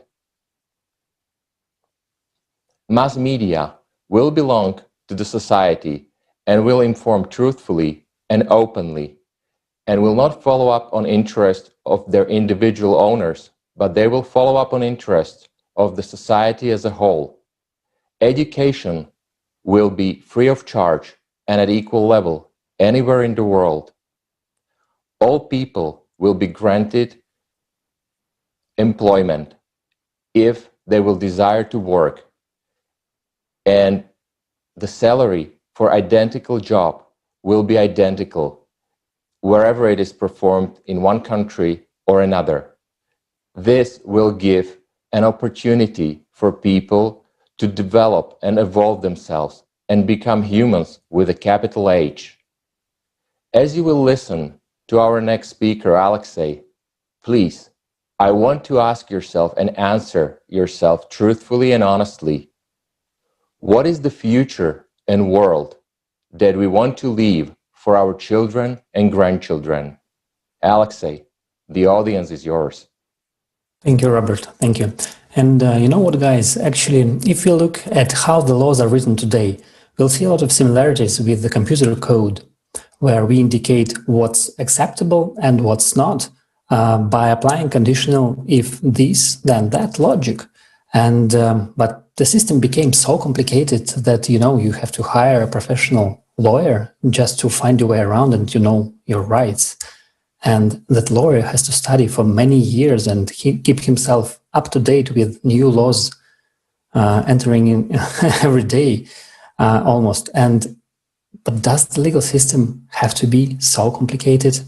What if instead we started with the 8 foundations of the creative society and built our laws in a way that they guarantee and protect life and freedom of every human being? Thank you so much. What is unification? Then the question arises, what does unification mean? Well, it means the very simple thing, unification. On the very idea, unification means that together we participate with the attention that we work on a creative society. We give that the attention, the creative society. That's our unification. And guaranteed improvement of the lives for our children, for our grandchildren, and for all new generations when we unify our minds, our souls, our hearts, for the love of each other. It is an energy. It is contagious, as one said. No, you can use that word. It is contagious, because contagious doesn't mean bad. It's a good way of describing what we're willing to give each other. And we accept that. And that's why we're here today, because of contingency. Because this floor, this united society, creative, has brought it here. It's a contagious energy. And that's why we're here. And another question that we would like to talk about today that we often get asked is, who is behind you? And the nature of this question is understood because we have been taught that if something happens, that there must be someone standing behind it, such as Soros or Putin or Trump or someone who defends their interests. Because we were taught that the world is divided into 2 parts that belong to oligarchs or the clans. And today, for the first time, there's only one interest, the interest of the people. And who stands behind us? The whole mankind. And this project is organized by people from all over the world. And behind it is the future of our kids and our conscience. And also, another question that we get asked is, who is your leader? Our leader is our children, and our sponsor is their future. It is our children's eyes that we look into and understand the legacy and the future that we're leaving behind for them. Is this the future that you want for your kids? And this is why we're here. This is why we're acting today. Because we're not, and why does this question come up? Because we're not used to not having someone who would benefit from the action that they're doing.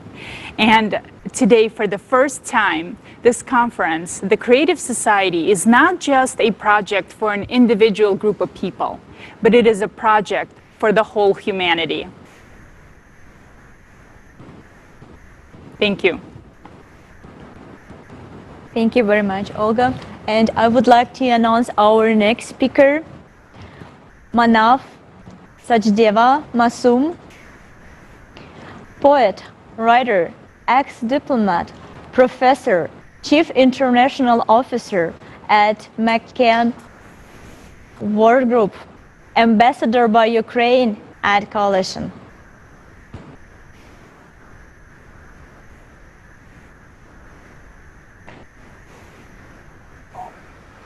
Greetings, friends around the world. Today I'll talk to you about two main ideas. One will be on the topic of unity. What does it mean to have unity in terms of being able to express disagreements, but in a gentle way? And two, I'll talk to you about another topic, which I'll talk a little bit more later about the value of each person. The value being not enshrined in what they do for you, how they engage with you, but in their being themselves. Because this notion has taken over our very being. What does somebody do for me? How do I engage with them? What is the interrelational space? And therefrom, we drive a value. I want to disband that notion and say every being has value in and of itself, just by the fact of their birth. Let me start first with the idea of unity. What does it mean to aim for unity? What is unity? Would we call it the absence of conflict? Would we call it the presence of peace? When or how would we know we have reached unity? Unity is not the absence of disagreements, but methods of expressing the disagreements. In a nation, a club, a world, a city, even within a family, disagreements are only positions one takes about one's thoughts on a subject. These disagreements do not necessarily signify disunity. We can still be a united family, or a united club, a united country, even a United Nations family of countries around the world without needing to avoid disagreements. Disagreements are healthy even. However, when we turn disagreements into personal insults or express them in violent ways so as to express our disagreements in ways that hurt the other, rather than just having differences of opinion, we risk being disunited. Finding ways to find common ground or resolution of differences in a matter in accordance with justice, peacefully, is critical to unity. Unity is neither an idealistic goal, nor is it something that can never be achieved.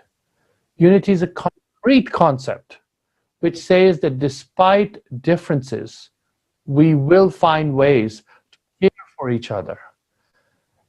In war zones around the world where I've worked, I have noticed that unity requires acceptance of the other's life, the right to life, as having more value than the past's, however troubled it may be.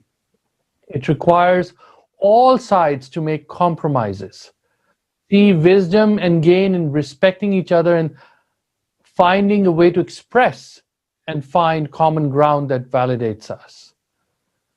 Unity does not always mean full agreement, but it does mean expressing, even if not resolving, in a manner that makes the other understand that one is disagreeing without calling the other in such a way so as to draw distance or garner hostility. It also behooves all listeners and all parties to disagreements to understand the concept of unity while expressing diverse and divergent views and thoughts through gentle expressions. Before we can work together to make unity, we must first agree on the system and principles of expression of disagreements gently, so as to maintain unity, especially when it appears impossible or too difficult. Unity of spirit, of health, of methods to express disagreements without losing that connection with each other is true unity. Now I want to, for each of us to understand the notion of value. Every single person has value. Value not by contributing or doing something, but by being. Not by consuming or providing even, but by being. Every single person has value intrinsically by just their existence itself. We cannot talk of unity until we accept that we all have equal value based on our birth. We don't lose value based on what we contribute or not. We are of value simply because we exist. We can strive for our goals or even different lives, but we must not attribute more or less value to a particular life simply by what she or he can or cannot contribute. The profoundly simple understanding that each life and living being has intrinsic value is critical to understanding who we are and why we're put on this earth. Once we understand that purposes or resources or means for life do not determine the value of life, and life has value for each human simply because they exist, we will then and only then be able to unite in the knowledge that each one has value by their existence and not by their past, their caste, their class, their money, their passport, their skin color, their ethnicity, their religion. Differences are things to be respected, but not. Mr. Manaf, thank you very much for sharing with us such a valuable understanding. Thank you. Namaste. Sat Sri Akal. Jai Hind. Bye-bye. Thank you very much, Mr. Manaf. It was wonderful to hear one more time about unity, about value of human life. And if we all realize that human life is so valuable, then let's build a society in which we will enjoy this life. And next hours, I would like to announce our next speaker, Steve D'Onofrio. He is active participant in spreading information about creative society. Welcome, Steve. Thank you. Wow. From the very beginning this morning, my heart has been full. My mind has been racing about all the possibilities. The speakers from around the world. What an amazing opportunity we've had together today so far. Are you watching? Are you paying attention? Are you listening to the common thread that's running through everyone's voice? Unity, human value. One of my favorite verses in the Bible says this: do not be conformed any longer to the patterns of this world, but be transformed by the renewing of your mind. What are our current patterns of this world? The consumer society, the pattern of us versus them. That's the patterns we live in. What's the transformation of our mind? What's the new consciousness? Whatever term you like to use, find it. Because this is where we begin to change. This is where evolution takes place, when we become transformed by the renewing of our mind. I like what Olga, one of the Olgas, was saying recently: who is behind you? The question's not who is behind us. The question's who is next to us. See, when someone says, oh, Steve, with your creative society, who's behind the creative society? Nobody. See, I stand next to people around the globe. I stand next to people around the world. I don't lead anybody. I don't follow anybody. I stand next to my brothers and my sisters. Seema said this from India. Dr. Seema said, we're all one family. These are all my family. the creative society, you can do a few things right now. One is take personal responsibility and say, you know what, I'm in. I like it. I'm going to decide that we can make a difference. I choose that there is a solution to all of the world's problems. I will take personal responsibility. What is the mindset? One of my favorite quotes is this: if you believe you can, or if you believe you can't, you are right. See, when we begin to believe we can build and create this creative society, then guess what? It begins to come forth in reality. I'm going to say something that might be a little shocking, and that is this: one person can't make a difference. What'd you say, Steve? Yes, you heard me. One person can't make a difference. What do I mean by that? See, one person is only one person, but a group of people can change the world.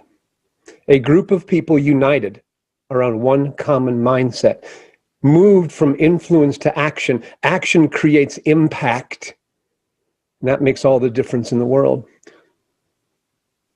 I remember a story I heard once a long time ago, and I've changed a little bit because I like it, my ending better, but it goes like this. There was a man, and this man used to go on with his friends, and he'd walk the beaches by the coastline where he lived, and every morning him and his friends would meet, and they'd go for a walk. One particular morning, the man was watching a little boy, and this boy was running from ocean to ocean side, and he was throwing stuff into the ocean. He was so excited. And the man thought, what is this boy doing? Where's all this energy? Why is this happening? Driven by curiosity, the man went down to the boy and he said, young man, what is it you are doing? And the boy looked up at the man. He said, sir, and he held up a starfish and he said, I'm saving starfish. With a big smile on his face, he threw the starfish as far as he could into the ocean. And he said, see? And the man shook his head. Said, oh, boy, you ain't going to make a difference. You see, there's nothing you can do to save all these starfish. There are hundreds of starfish on this beach, and there's hundreds and hundreds of kilometers of coastline. You will never make a difference. The little boy, now looking dejected, picked up another starfish. And he threw it as far as he could. And with almost tears in his eyes, he looked up at the man. And he said, I saved that one. And the man kind of smiled and said, yeah, there's one.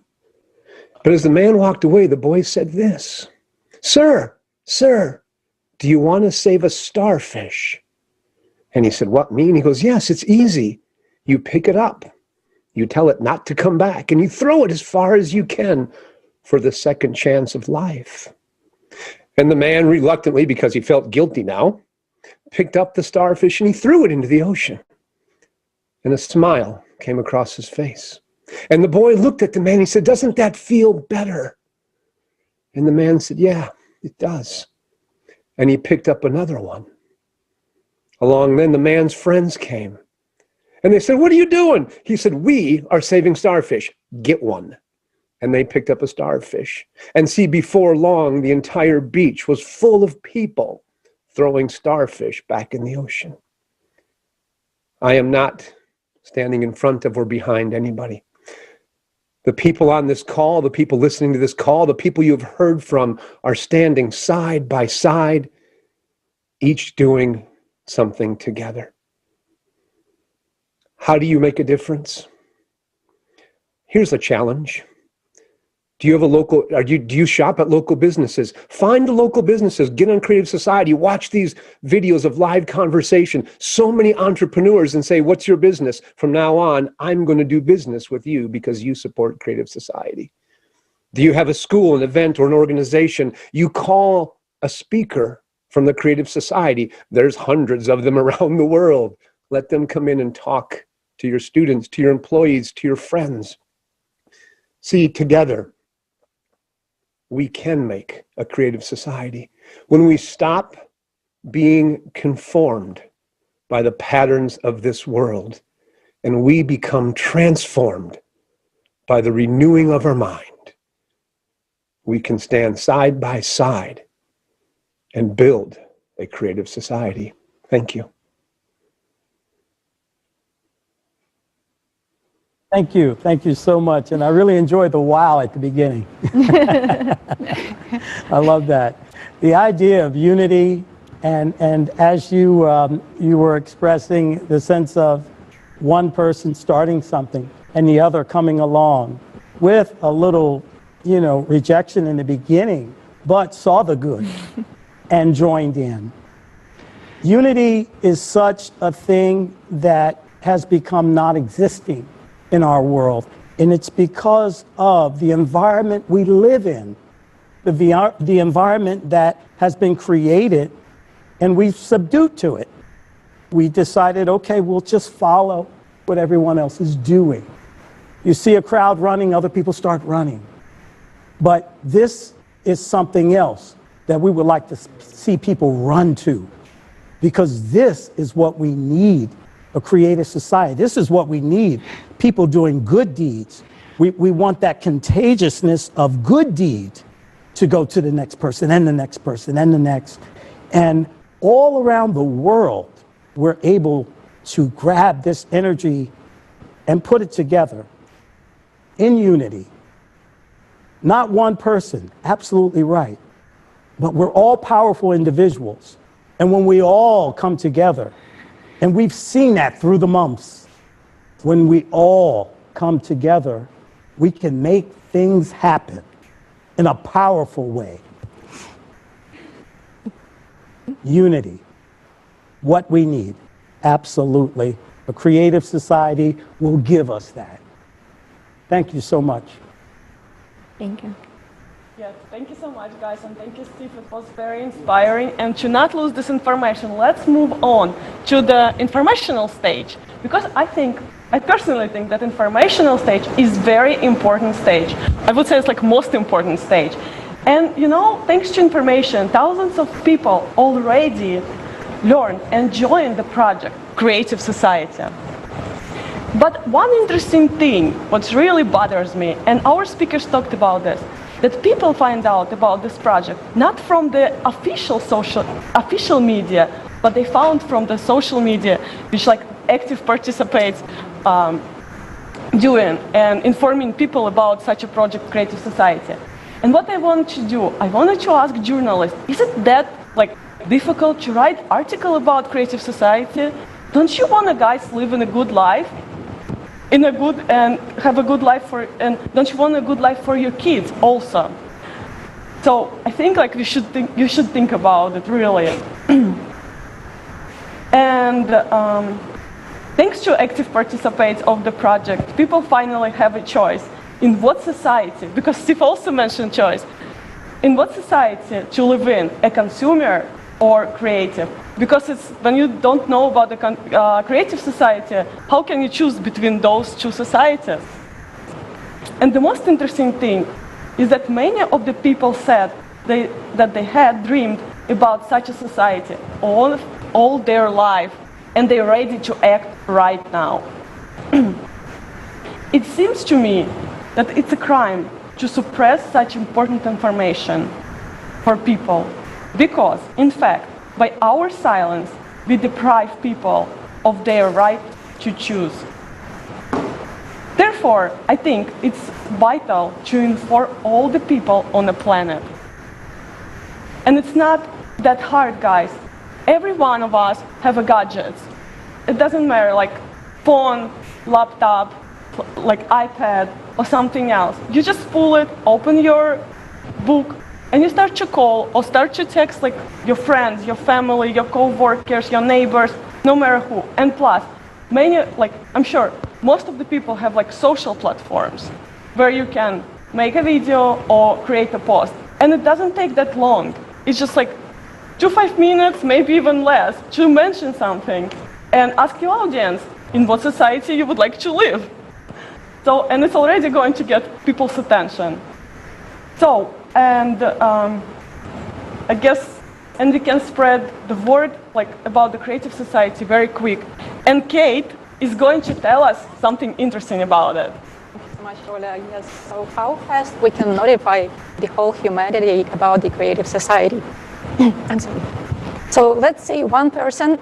I'm sorry. So let's say one person is going to notify 5, and these 5 on its end they're going to notify another 5. So it's already 25. These 25 can already talk about it to 125, and using geometric sequence, we can come up with the number, how many days, and it's a little over 14 days. Just imagine, 14 days is going to be enough to notify the whole humanity, and they all will know about creative society. But as Ola already mentioned, if you make a post on social media, you can notify or you can let know about creative society to even more people, 100, 1,000, sometimes even 1,000,000 within a day. So it is possible to make it happen within a day, or a single day. And just want to say thank you for Leslie, as he mentioned that we need unity. Yes, we need unity around one common goal, to do good for people. Thank you so much, Katya, for reminding us about math again. That's very exciting that we really need only 14 days in order to notify all people on Earth. That's easy, right? Yeah. Just use math. Very, very understandable. Thanks. Now I understand why math was my favorite subject at school. So, and I would like to announce our next speaker, Dr. Parimal Merchant, Director of Global FMBA Program at Jain School of Global Management in India. How about a world where all human beings get free food, free health, free education, and a decent quality of life? How about a world where human being is the central value? Nothing about the human being, no human being below another. Be it power, state, police, army, religion, all at the service of human being and not above human being. And at the same time, all human beings respecting equality. After looking at the proposals of creative society, I started thinking, where is the world heading today? Concentration of power in the hands of few, huge resources diverted to wars and weapons, manipulation of masses, inequality growing phenomenally all over the world. Where will the world head to? It is necessary for the world to change the direction. It came a question, is it possible? After all, the powerful people are so strong, the governments are so strong, the notions that the society can be only in the way it is today is so strong that even that glimpse of possible human world seems to be impractical. But if we look at it a little deeper, we realize that after all, society, the way it is created by whom? It is made by human being. It will be changed by whom? It will be changed by human being. And who are they? You and me. But who will listen to me? I'm not a celebrity. Here, an analogy was very, very interesting. There is a floodlight, but once it is off, it's a total darkness. A floodlight cannot start another floodlight, but a candle can. A candle may be small, it may be weak, but it can start other 10 candles, and this 10 candles in turn can start 100 candles, and this can start another 1,000 candles. We all may not be celebrity, we are not floodlight, but each one of us is a candle with the phenomenal power of spreading these thoughts to the people around us in our world. How can I start spreading the word? With whom do I talk? Well, I live in Mumbai in India. Perhaps I have nothing to do with someone living in Sudan. My world is people who are around me, my friends, people living around me, my work colleagues. This is my world, and it is important to reach out to this world. But what about, will they accept me? Will they accept my proposal? Will they laugh at me? When I kept thinking on it, I realized that I will not know beforehand whether they will accept me or laugh at me. But what is very important is not their reaction. What is important is my honesty to myself. I decided to take it even further. So what did I do? I took my phone book. I was surprised I have more than 800 people in my phone book. I started sending them a message. One line message. Human life first. If you agree, we can chat further. That's it. Second week, I sent another message. Human safety for all. If you like, if you agree, we can chat further. Like this, 8 weeks, one after another, I kept on sending all the proposals of creative society, of building a more human world. Many of them reverted, many of them will revert in the future. But I was so happy that I am really contributing to building a better world.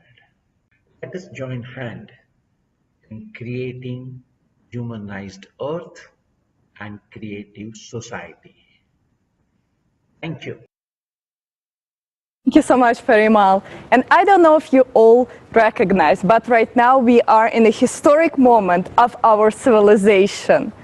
So right now, if you are not acting to share the information about creative society, you're stealing the future from our children.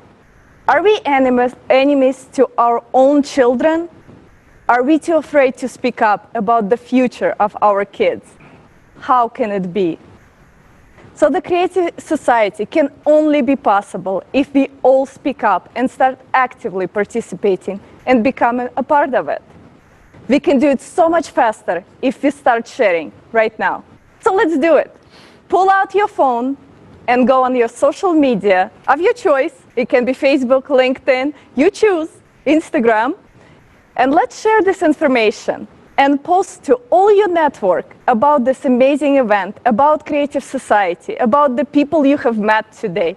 And let's use 2 hashtags, hashtag creative society and hashtag Allatra Unites. And let's all connect with each other around the globe and really see how big our human family is. Let's stop being silent. We need to share this information as the future of our kids in our hands.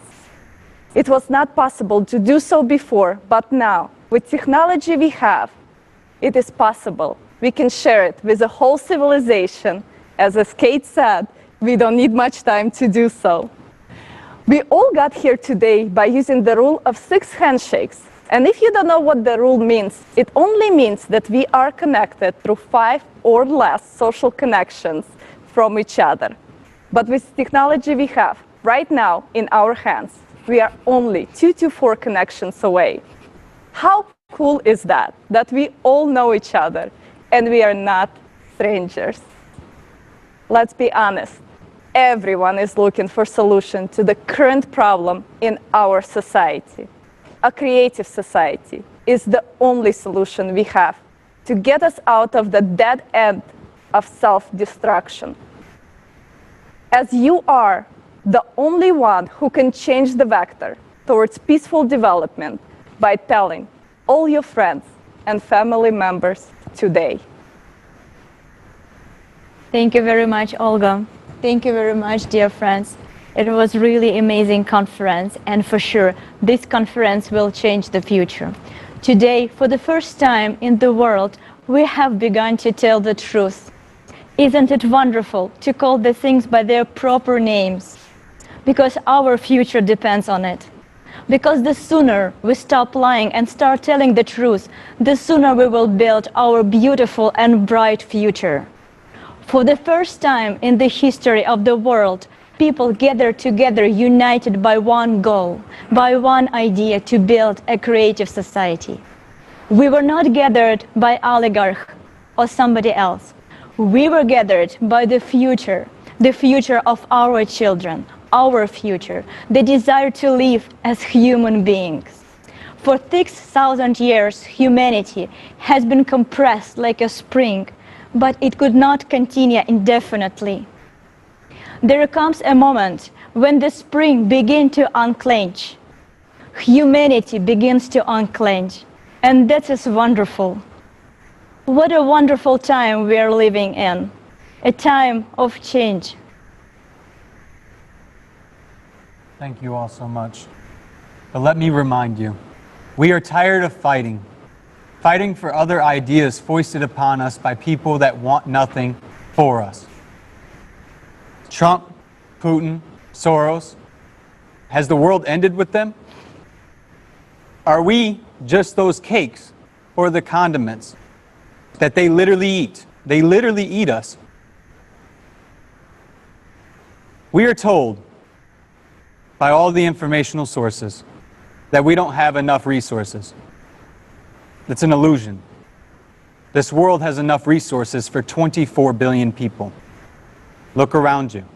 Ask yourselves, where does this information come from? They continuously tell us that the world is overpopulated. Think about it. Seriously, think about it. Why? Who benefits from putting that into our heads? You and I, and everyone in this room, does not own the media. Who owns the media? So where do we get our information from? That is why we have gathered to use social media, use our personal resources to bring this information to you. Because we are tired on behalf of our children. We're sitting here wearing rags. Kim Jong-un, have you guys forgotten about him? No. And what about Iran? They don't have nuclear weapons, but we're told they do. They can't blow us up. So what's next? Are we going to buy the same narratives that we're all used to? I'm not saying anything new. There's not one person in this room who hasn't spoken, or on the screen that hasn't spoken, that told you what you know. That what we all know. But I know it can be difficult. But I'm here to remind you, we're all here to remind you, that we are one family and one planet. Think about it. Borders are artificially constructed, man-made maps. So are we going to continuously living under the control of others who want nothing more for us? Ask yourselves. And the fact that we have gathered today, this very moment, has been absolutely worth it. I'll tell you why. They don't want us here. Why would they? They don't want you getting up off the couch. They don't want you taking action. They don't even want you caring about your children. They want us to take in ideas and live our life like we're robots. But we're not robots. We're human beings. Every one of you who are watching this around the world, it may be difficult to take action. I understand. It's not easy talking to friends and family. It's not easy stepping out of your comfort zone. Every one of us here know we're doing it. It's not easy. But don't our children deserve it? Don't you deserve it? Most of us who are watching are born before the 90s. All you have to do is look back and you'll see the same pattern over and over and over again. And none of us have been happy. We don't have an economy that works for us.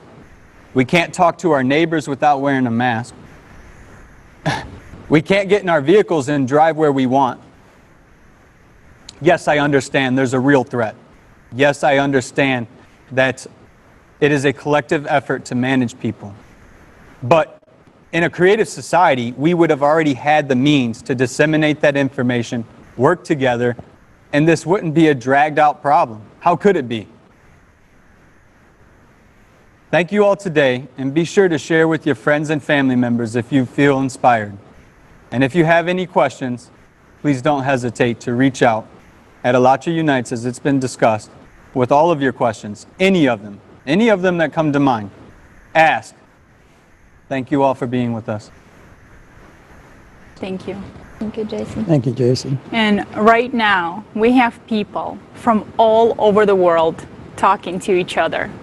Millions of people joined and are watching us right now as this conference is translated to over 35 languages. And imagine, it is done by volunteers.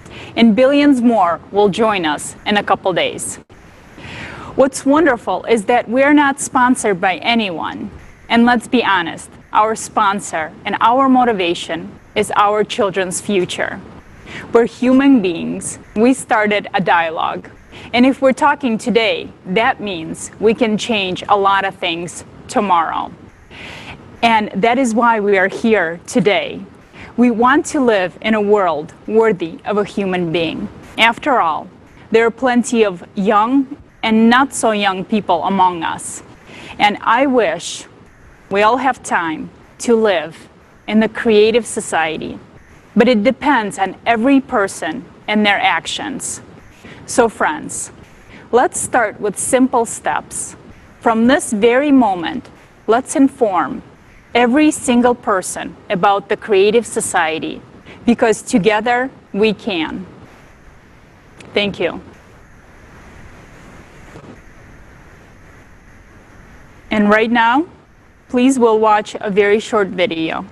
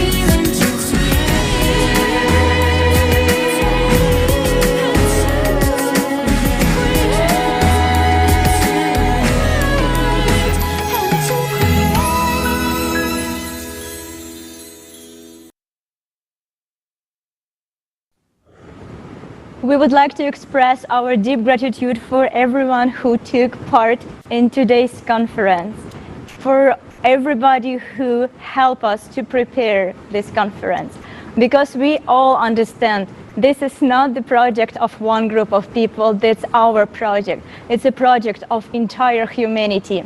Thank you very much for being with us today, and we truly hope to see you very, very, very soon on the platform of ALLATRA International Public Movement.